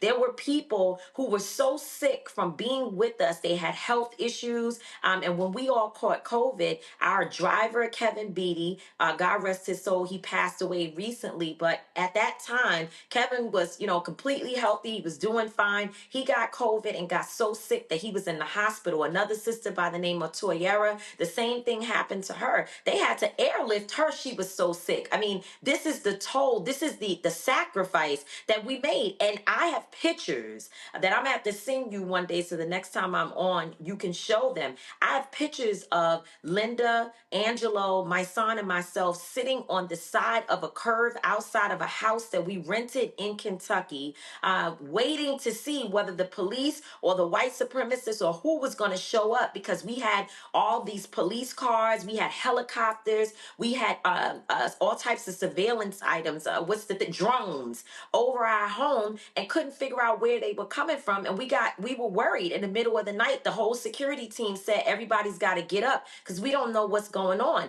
These are the things that we went through. And imagine having my parents, who are elderly people, they're in their 70s, sitting at home not knowing what is going to happen to their daughter, who's saying, Mom and Dad, I'm committed. And the last thing I'll say is my mom had just had a stroke, and I left my mother in the condition that she was in, which changed her life forever, to be out there because my parents said, go and do it, but please, please, please be safe. Most of the people that I know that spend a lot of time criticizing us have never dealt with any of the things that I just mentioned, not even a portion of it. So I try my best not to really pay attention to it. I do talk about the criticism in the book and how it impacts, us, all of us, and how it leads to trauma. But at this point in my life, I'm with you. I don't really give a damn anymore, because I know that most people could not meet me in this struggle and outwork me. I think that's where we are. Either you outwork me or you shut up and get in line. When you think about, all the different cases y'all have been involved in, all the different, unfortunately, killings and things along those lines, what would you say was just the absolute hardest, mentally, spiritually, physically, to have to deal with and to carry? Because it actually is a burden to carry. Yeah, it's been many. It's been many. It's hard to really say one of them, because every single case, and as you said, we get so close to the family, we try to really be locked in, and so it's been hard. The Breonna Taylor story is one that breaks me down, and I would have to say somewhere between Trayvon and Breonna, those are two really hard stories for me that I can never get over, because neither one of them have received the justice that they deserve. And watching their mothers and fathers attempt to be so strong and to stand up to what the world wants from them, while also judging, while also crucifying, especially Breonna Taylor's family, people believing that they shouldn't have taken a settlement. They sold out. I mean, it's just so much. It's been hard, and trying to work with them. But I will say that it's not just police violence cases that keep me up at night. I think about someone like Shanquella Robinson, a young woman who was beat to death by by a group of individuals, at least one person, but it appears that more happened to her in that house in Mexico where she was on vacation with people who were supposed to be her friends. Mexico has said that they want to have at least one of those individuals to be extradited back to that country so that they can try her properly. And guess what? The American government, the US government, the federal government, and we know it's not going to happen now, has done absolutely nothing to advance that, to make sure that that family gets the justice they deserve. And then I think back to early on in my career where I helped to bury a 4-year-old boy. His name was Lloyd Christopher Lloyd Jr. Morgan, sorry, Christopher Lloyd Morgan Jr. There you go. And he was 4 years old, shot in on a playground at a memorial for someone else that had been killed. And his mother just happened to take her eyes off for 1 second. Next thing you know, they were shooting, and I had to help her find a special casket to bury her son. I will never forget that. So, and the reason why I bring those cases up is because that's not outside people. That's not the police. It's not the system. It's not the man. These are things that happen because folks that look like us took the lives of people who should have been protected. And, and I think that those are some of the situations that really keep me tossing and turning, because until we get to the point that those things don't happen at all, there is still so much work to be done. You made that point there about, which is always stunning to me, how you on the outside, not your loved one, no one you buried, you don't have to deal with any of that trauma, telling somebody else what they should and should not have taken in a settlement, when you, that is just one of the most insulting things I've ever heard. Absolutely. And it happens all the time. I mean, Tamika Palmer specifically has dealt with a lot of judgment.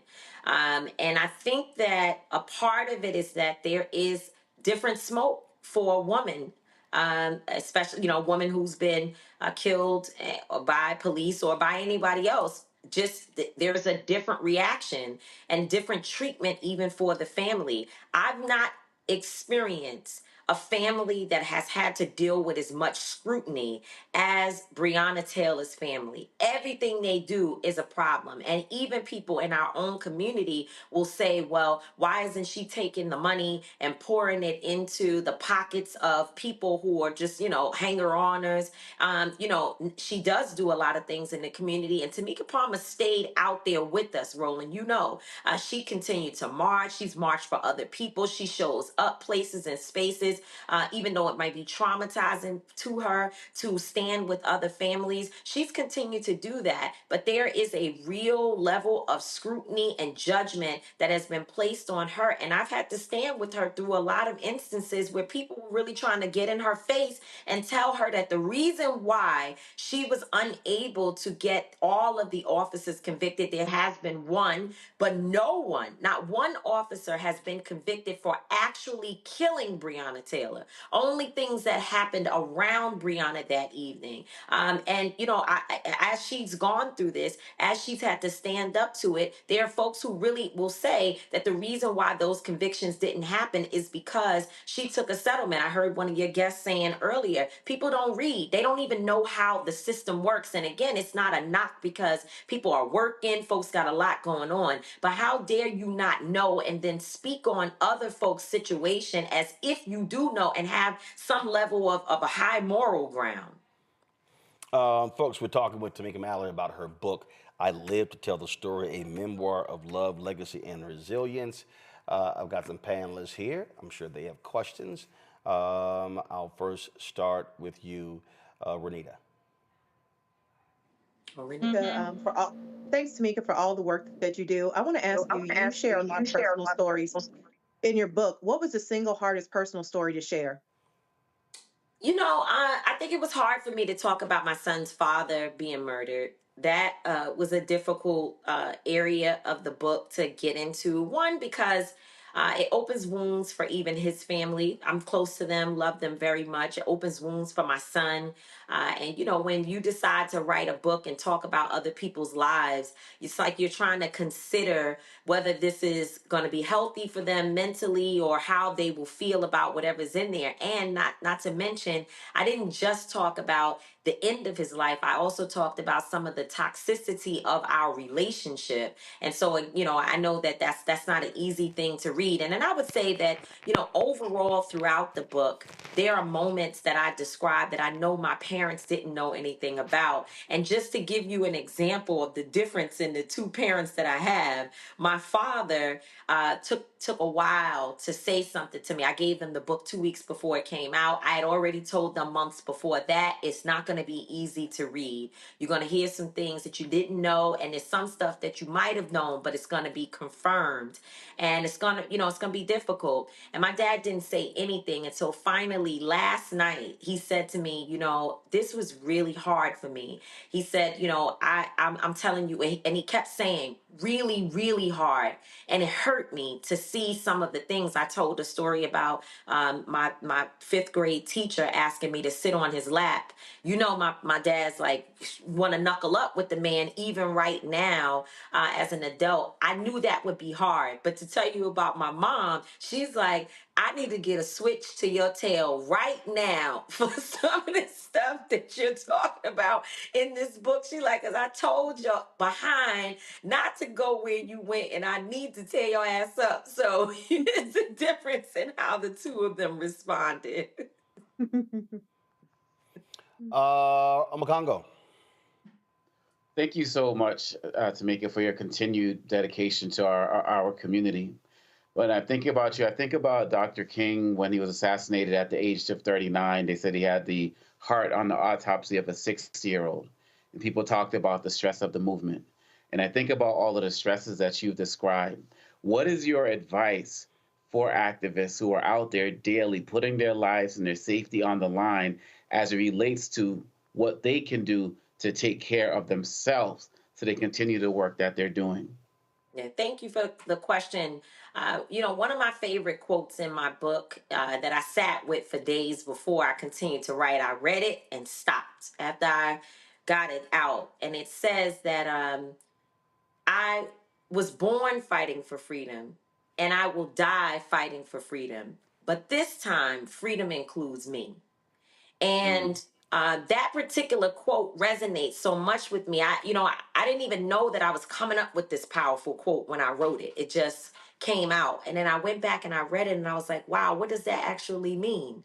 I have to be able to put this in practice every single day. And so I've been through so much now that I can speak to that easily because, you know, I've learned the ins and outs and I know that trouble doesn't last always. That's something that is a big message for younger activists, that when they're in the midst of these fights, it feels like the end. It feels like the end all be all and, you know, the world is going to end. But actually, it passes and there's a new struggle. There's a new fight. You have to renew yourself in the midst of all of that and never lose sight of taking care of you, making sure that you're laughing a lot. You know, I'm the twerk and work lady. I love to, when I get to a city, I don't care what city it is, I could be working on any type of case. I'm like, where's the hole in the wall? Where do I get the best food? Where's Big Mama's house? And can we get our juke on? Because that's what I'm going to do for myself. But there was a time when I thought that doing that made me look bad, you know, or that, you know, you're not supposed to be smiling and having a good time. I didn't die and I don't want to die. I don't want to die on the inside or the outside. And I have tried to maintain that no matter what people may think about it. And so, you know, trouble don't last always, and make sure that the freedom you're fighting for is a freedom that includes you as well. Kelly? Kelly? All right, Kelly froze there. I always ask book authors this, and that is, what was the wow moment for you when writing or researching this book? Was it a memory? Was it something that jumped out that even made you go, wow, I either forgot about that or, man, that blew me away? two things quick. One is I wrote an outline first because I did not believe that I had a memoir. At the time when I started this process, I was 41 years old. I'm like, I don't have a memoir in me, and I was instructed and guided through an outline that would help me to get the story together. And when I finished, I was like, oh my God, like I actually lived. I lived a life. I have a lot to offer, a lot to talk about. And I said, wow, I can actually do this.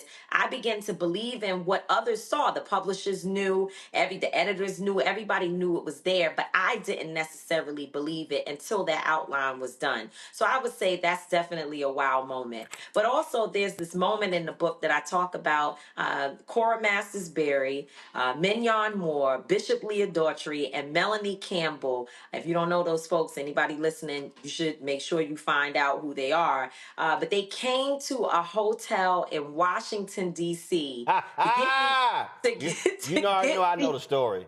You know it, to get me out of trouble because the folks had decided they were going to push me out the Women's March. They were going to force me to go up there and resign. I mean, it was so crazy. They were trying to end my career and they were really trying to end my life. They may not have known it, but that's what they were doing because they were pushing me to a really, really dark place. And so I called Cora Berry and said to her, they told me that I need to resign and I don't know what I'm going to do. And she said, what's the address? Where are you? I gave her the address, and within an hour, she comes through the door with her quote flying. Melanie, everybody, they all came in there. They said, we want to know, first of all, and this is a lesson for the same young people that we're talking about today. They want to know, who is they? Because you keep saying they gonna do this, they said this, they said, who is they? We want a list of they. And is they in the building? Are they here? Mignon asked me that specifically. I got folks together. We had a meeting. I can't tell you because I want you to read the book, what was said, but I will tell you this. When Cora Berry, when the group got up and was ready to walk out, Cora Berry turned around and told the women, if you don't know us, Google us. She walked out.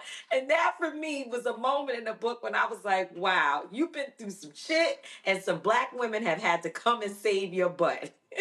Okay, so I just want people who are watching or listening to understand you actually need to envision the scene from Malcolm X when they went to the police station to check on Brother Johnson. Yeah. And then the police, remember when the police captain said, who are you? Yeah. And Malcolm X said, it don't matter who I am, but you might want to look outside that window. That's right. And That's right. And so what I remember, because when I got called about the story, one of the white women was talking a lot, and one of the sisters said, who are you? Yes, that happened. Who are you? She was like, but who are you? As in, what have you done? In fact, as we were in the room, remember I just told you, I kept saying they said and they gonna do this and they, nope, never identifying who they was. I figured it out later. But this one woman who was very problematic, she was in the room. She's actually still in the Women's March, and she was in the room. And eventually, Bishop Daughtry, Leah Daughtry, turns and looks at me and goes, is this they? Right?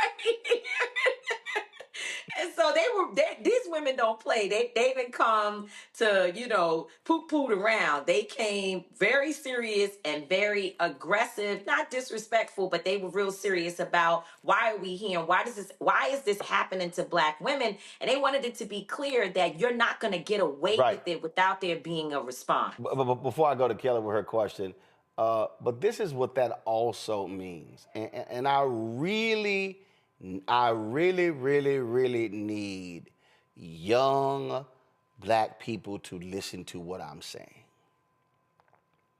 You cannot be so arrogant in discounting elders.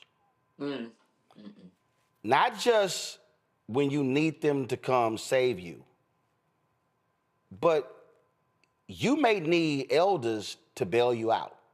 Absolutely. And I don't mean bail you out of jail. You may need.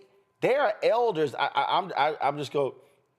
There was a group of us. This was after Trayvon Martin's, after the jury decision, and we were meeting, and it was a whole bunch of folk, and what we gonna do, and so folk, we on these calls and whatever, and I always say one of my biggest criticisms of folk today is that we move so fast, we actually don't stop to think, what are we doing, who we representing, things along those lines. And so there was this one young sister who was talking to another brother.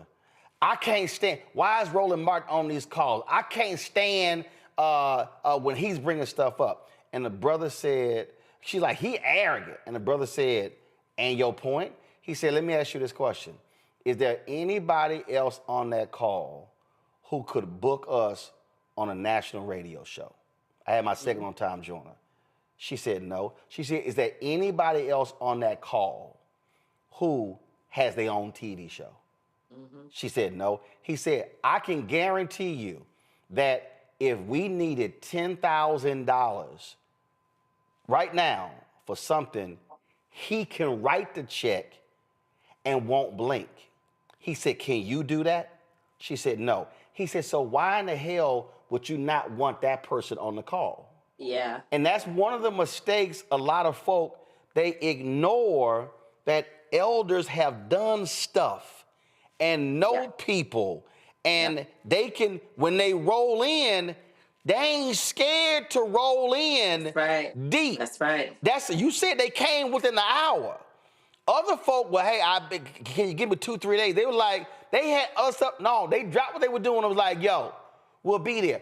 That's the thing I'm always trying to explain to younger people. Stop discounting what elders bring to the table, who you know and who are willing to have your back, but you also got to show them proper respect.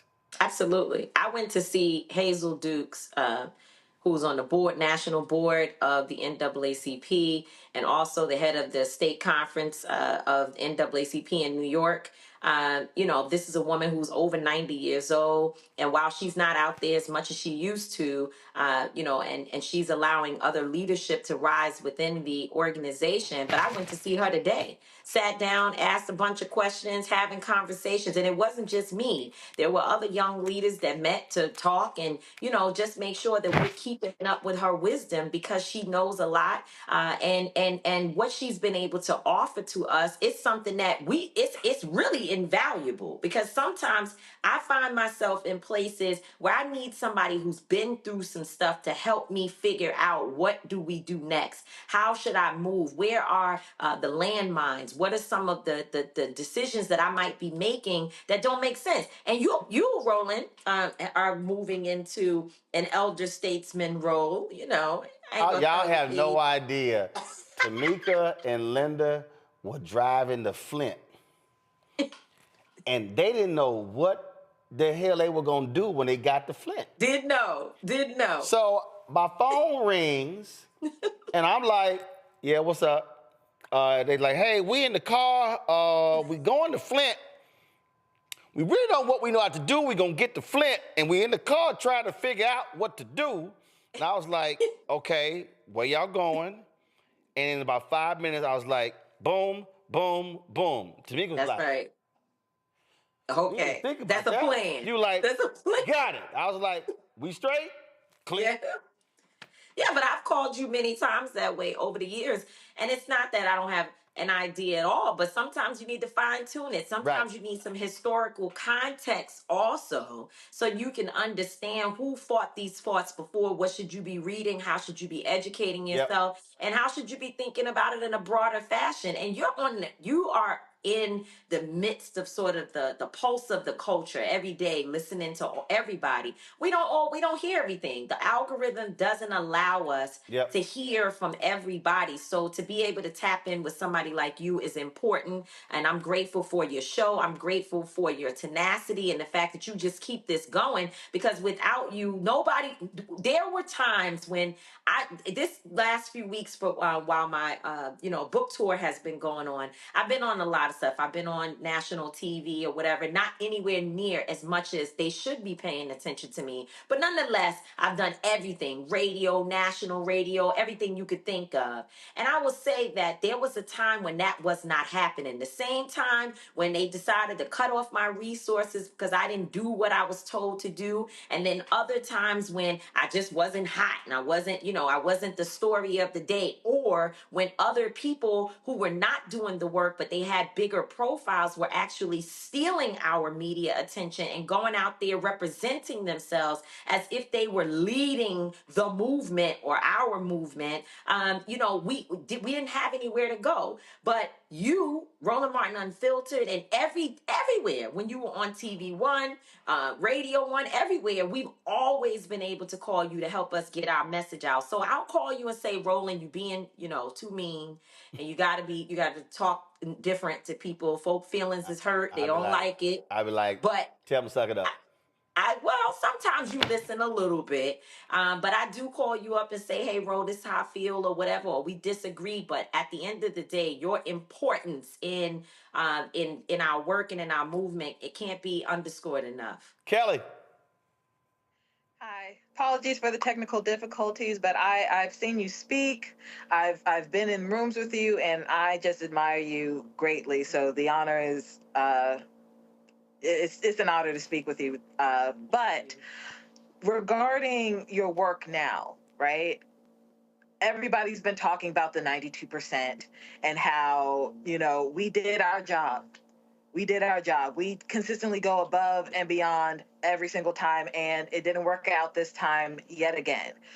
So in your opinion, this movement of rest, so to speak, I'm sure you've heard, 92% we did what we do, let them deal with it. Obviously, that is not the path you are going, right? So how do you reconcile the need to rest with the call to keep going? And when you do keep going, do you still go above and beyond? Like, is the plan to go above and beyond consistently, or is it to keep doing what you're doing and just hoping that something sticks?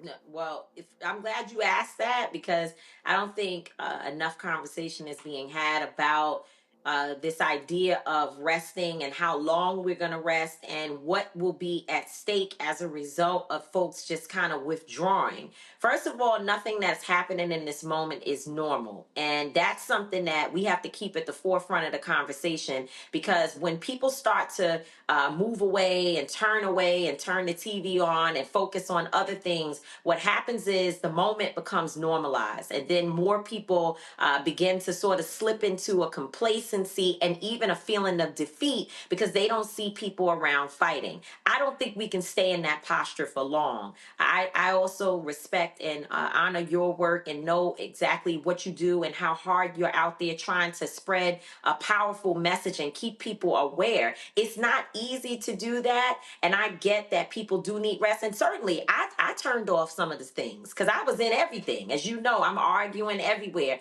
and it's just some of it. I just felt like I need a moment. I need a moment. I've done it. I've been in it. I'm going to continue to be in it, but I need a moment. However, where we're sitting in this time, my granddaughter is 2 years old.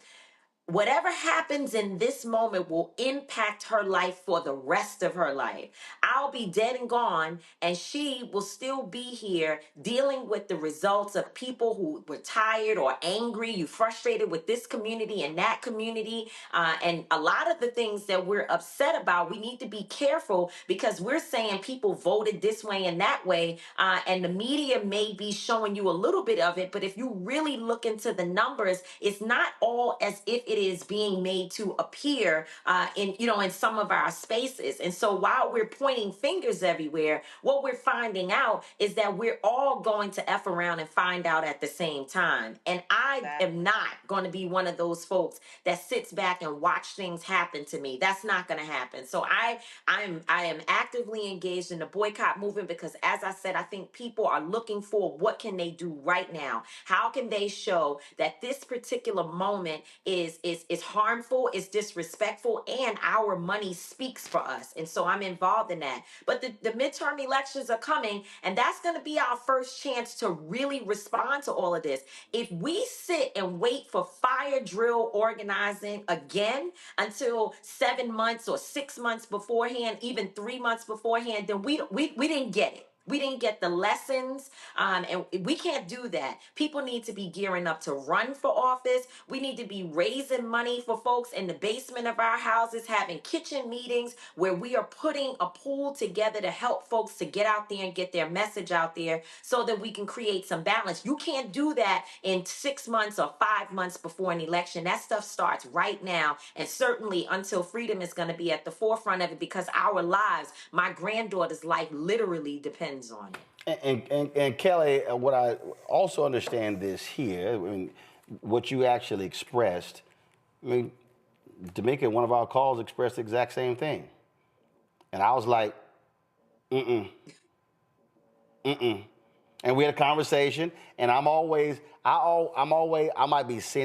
send stuff, I might send somebody's speech, I might send a book or whatever. But this is also why it's important to have other folk who you can call, who frankly, when you hit, Dr. King, when he hit those moments, he used to pick up the phone and call Mahalia Jackson. Yeah. Yeah. When he was like low, he would just, Mahalia sing whatever. So we have to have people who will actually pour into us when we've been emptied by other people. Yeah. And that's critically important. And it's also important how we use our resources. I'm gonna tell you this last story because this was at the conclusion of the 20th anniversary of the Million Man March. And so I forgot the title. To me, your title was, you were the what was that? I forgot. I was a co-organizer. Yeah. Co-chair, I think. I was co-chair. And so you spoke that day. So I interviewed Tamika, Linda, and Carmen. And the interview was done. I was like, listen, enough of this other stuff. It's y'all time. I said, let me be real clear. Every platform I got, I'm putting y'all on. But when I call, know what you're talking about. I said, but also the answer better be yes. I said I might call you 5 minutes before I go live on Tom Joyner. Pick that phone up and be ready.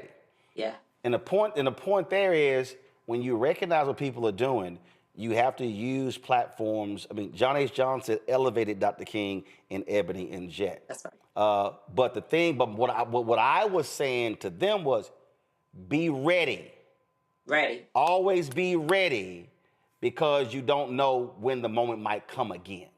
And so that's always important. So I appreciate that, Roland, that story, but I don't want people to miss what you're saying. I called you and said, you got to give me something because I don't think I can make it. Yeah. You were like, I'm ready to back out of this thing. I can't take it. I don't feel good. I feel defeated. I don't feel like I worked hard enough.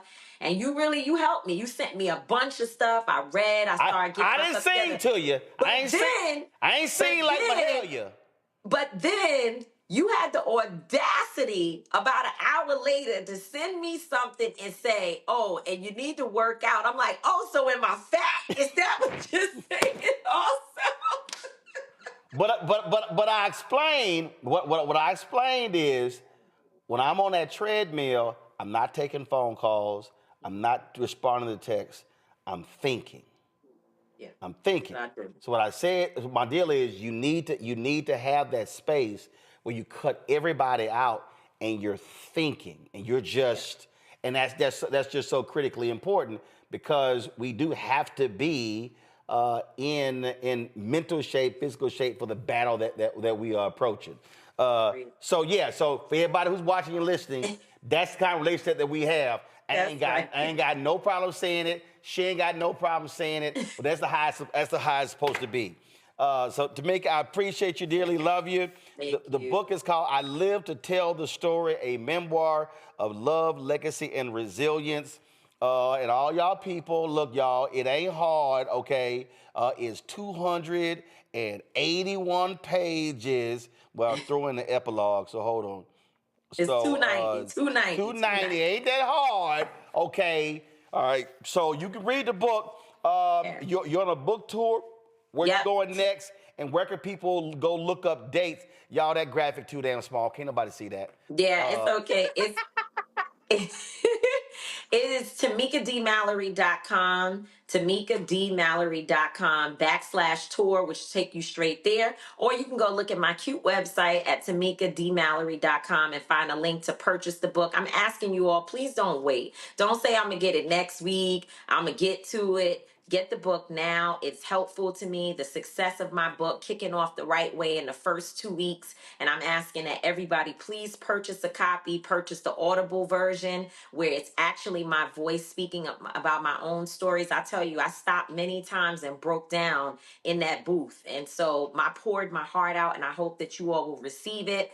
So, they have CDs out there, everything that you could think of about this book. It has been done well, and I would appreciate your support. So TamikaDMallory.com to learn about the tour. I'm all over. I'm in Washington, D.C. tomorrow night. April Ryan and Cora Masters-Berry will be talking to me about all those little moments that they know about from the Women's March. And so I'll be at Politics and Prose. And then the next night I'm in Tulsa, Oklahoma. And the next night I'm in New Orleans. And then on Saturday I'm in Jacksonville, Mississippi. And then back in Atlanta on Sunday. So every day there's something happening. TamikaDMallory.com. You can check in, get with me, see me on the road. I love to meet new people. So I'm excited, and thank y'all so much for supporting the book. All right, Tamika, I appreciate it. Thanks a bunch. Thanks. Bye, everybody. Folks, that is it for us. We have some other stories we're going to talk about. Reverend Barber is going to be joining us later this week. See the scheduling issues, so we're going to definitely chat with him tomorrow. Y'all don't want to miss what I'm going to break down. Y'all don't. I'm telling y'all, I'm about to, trust me, y'all want to hear this conversation the Reverend Barber and I are going to have tomorrow about what Trump and Elon Musk is doing, and it's no different. It is the Redeemers Movement 2.0. So if you're listening or watching, just Google the Redeemers Movement, and we're going to walk y'all through this thing so you can understand what's going on right now in this country.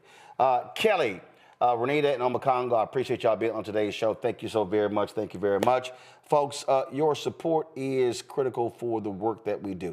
I got stopped by a ton of people in San Francisco. People who, I'm talking about ball players, retired ball players, families, others.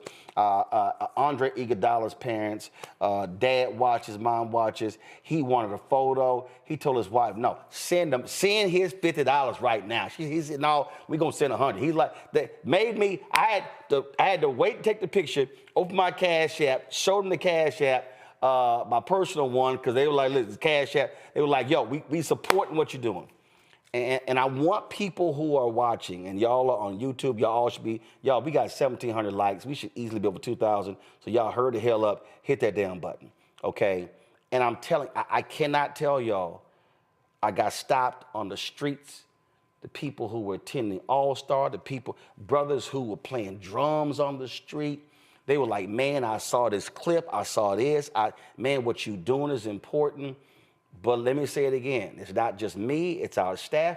It's the people who work on the show. It's the other shows that we have. We're trying to build something here because y'all have heard me say this 1,000 times. It's a ton of entertainment out here. It's a ton of sports out here. It's a ton of stuff. And I told somebody also Saturday night, there's a reason why y'all don't see me doing entertainment stuff. I said, because somebody has to be focused on news. And then we start looking at what's happening out here. I'm telling y'all, you ain't got black media who's doing the kind of work that we do. I don't mean just a show. I'm talking about the interviews that we do, the experts that we're bringing on. Some days, y'all, we're going to have 2, 3, 4, 5 guests. You're not seeing that much black content. I have a plan that goes way beyond that, a plan to truly build this up.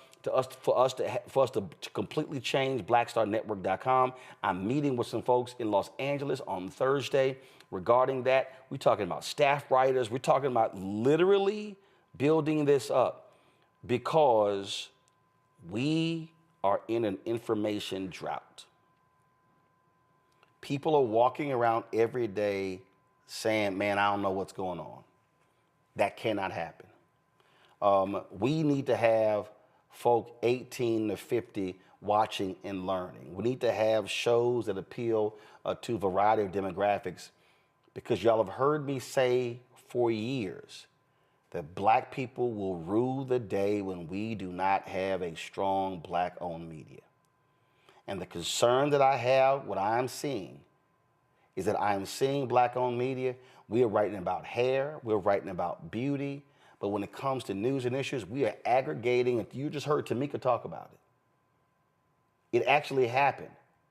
2 black-owned media outlets rewrote a story from the Washington Post that was wrong, slapped their byline on it, and people thought it was factual. I personally called the CEO and said, take this down because the story is wrong. And that is happening in too much in Black America. Essence should be doing stories every day talking about the impact of Donald Trump's policies on black women. Black Enterprise should have tons of stories talking about the economic impact of these policies on black America. We should be saying the same thing from Ebony. Hey, I'm all down with the fashion, the cover shoot of Megan Good. That's fine. But also do what John H. Johnson did, where there was substance in the magazine in addition to what was on that cover. That needs to be the case in all of black-owned media, but unfortunately it's not. So here's the whole deal. We're not waiting for other folk to finally figure it out. We're focused on moving ahead and doing the work. So your support is absolutely critical. The goal is to get 20,000 of our supporters contributing on average $50 each a year. That's $1 million. That is critically important with the money that we make on YouTube, the money from third-party advertisers, for us to be able to do the things that we need to do. I've already told you, I want to launch 2 other shows. I want another daily show. I want a weekly business show. We want to be able to create the new content, but it's not going to happen if we don't support. It's critically important that you stand with us. And so if you want to give to Cash App, use the Stripe QR code. Cash App changed their rules, so we don't have our Cash App accounts. But if you can't, or if you want to give, you can do so via Stripe via Cash App. Click the Cash App button to contribute. You can send your check and money order, P.O. Box 57196, Washington, D.C. 20037-0196. PayPal is R Martin Unfiltered. Venmo is RM Unfiltered. Zelle, Roland@RolandSMartin.com. Roland@RolandMartinUnfiltered.com. Then, of course, let's see here. Somebody just sent me, what they say? Somebody said, I sent you $100 and I also need a hoodie, size 4X. Here's my money for the hoodie, $50. Now, we don't actually send them from here, but we'll work it out, Michael Hayward. So I appreciate that. Michael Hayward from Maryland, thanks a bunch. And then also, y'all, let me show y'all this here. One of our fans sent 2 packets of this to me in the mail. I got this. So y'all, our fan base is awesome. So they sent me this here. So this is. So these are. See, I'm gonna put these in my bag when I travel. I'm gonna hand these out, especially. So look, y'all, right here. So these are, zoom in. So these are Black Star Network lapel pins. That's right, Black Star Network lapel pins, and they were made by NOLA lapel pins out of New Orleans, Louisiana. And so they didn't have a note in the name. There was no note. There was no note.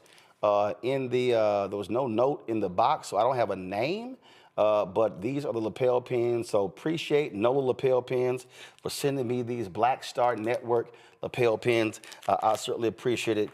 Thank you so very much. And so Yeah, they sent me 2 bags of these, so pretty cool. So thanks a bunch. Don't forget, download the Black Star Network app, Apple phone, Android phone, Apple TV, Android TV, Roku, Amazon Fire TV, Xbox One, Samsung Smart TV.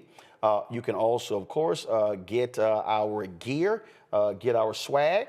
So get your shirts, hashtag we tried to tell you, FAFO 2025.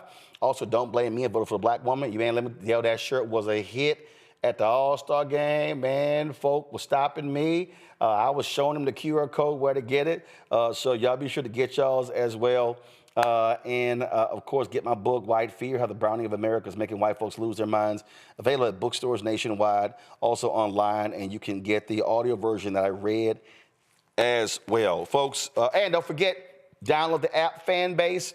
And if you want to be one of the investors, already we've raised $9 million of the $17 million Series A raise. And so it's been going gangbusters in the last month and a half. And so if you want to invest, go to startengine.com/fanbase, startengine.com/fanbase. Folks, that's it. I will see y'all tomorrow right here on Roland Martin Unfiltered on the Black Star Network. Thank you to all the fans who I ran into, took pictures with, made videos for their mamas who love watching me, who I saw in San Francisco at the NBA All-Star Game. And shout out to my man, Mark Tatum, Mark a Kappa, but it's all good. Mark is the Deputy Commissioner of the NBA, so I appreciate Mark for the invite. Thank you as well to Commissioner Adam Silver. Folks, that's it. I will see y'all on tomorrow. Holla! Black Star Network is here. Oh, no punch! I'm real revolutionary right now. Thank you for being the voice of Black America. All momentum we have now, we have to keep this going. The video looks phenomenal. See, there's a difference between Black Star Network and black-owned media and something like CNN. You can't be black-owned media and be scared. It's time to be smart. Bring your eyeballs home. You dig?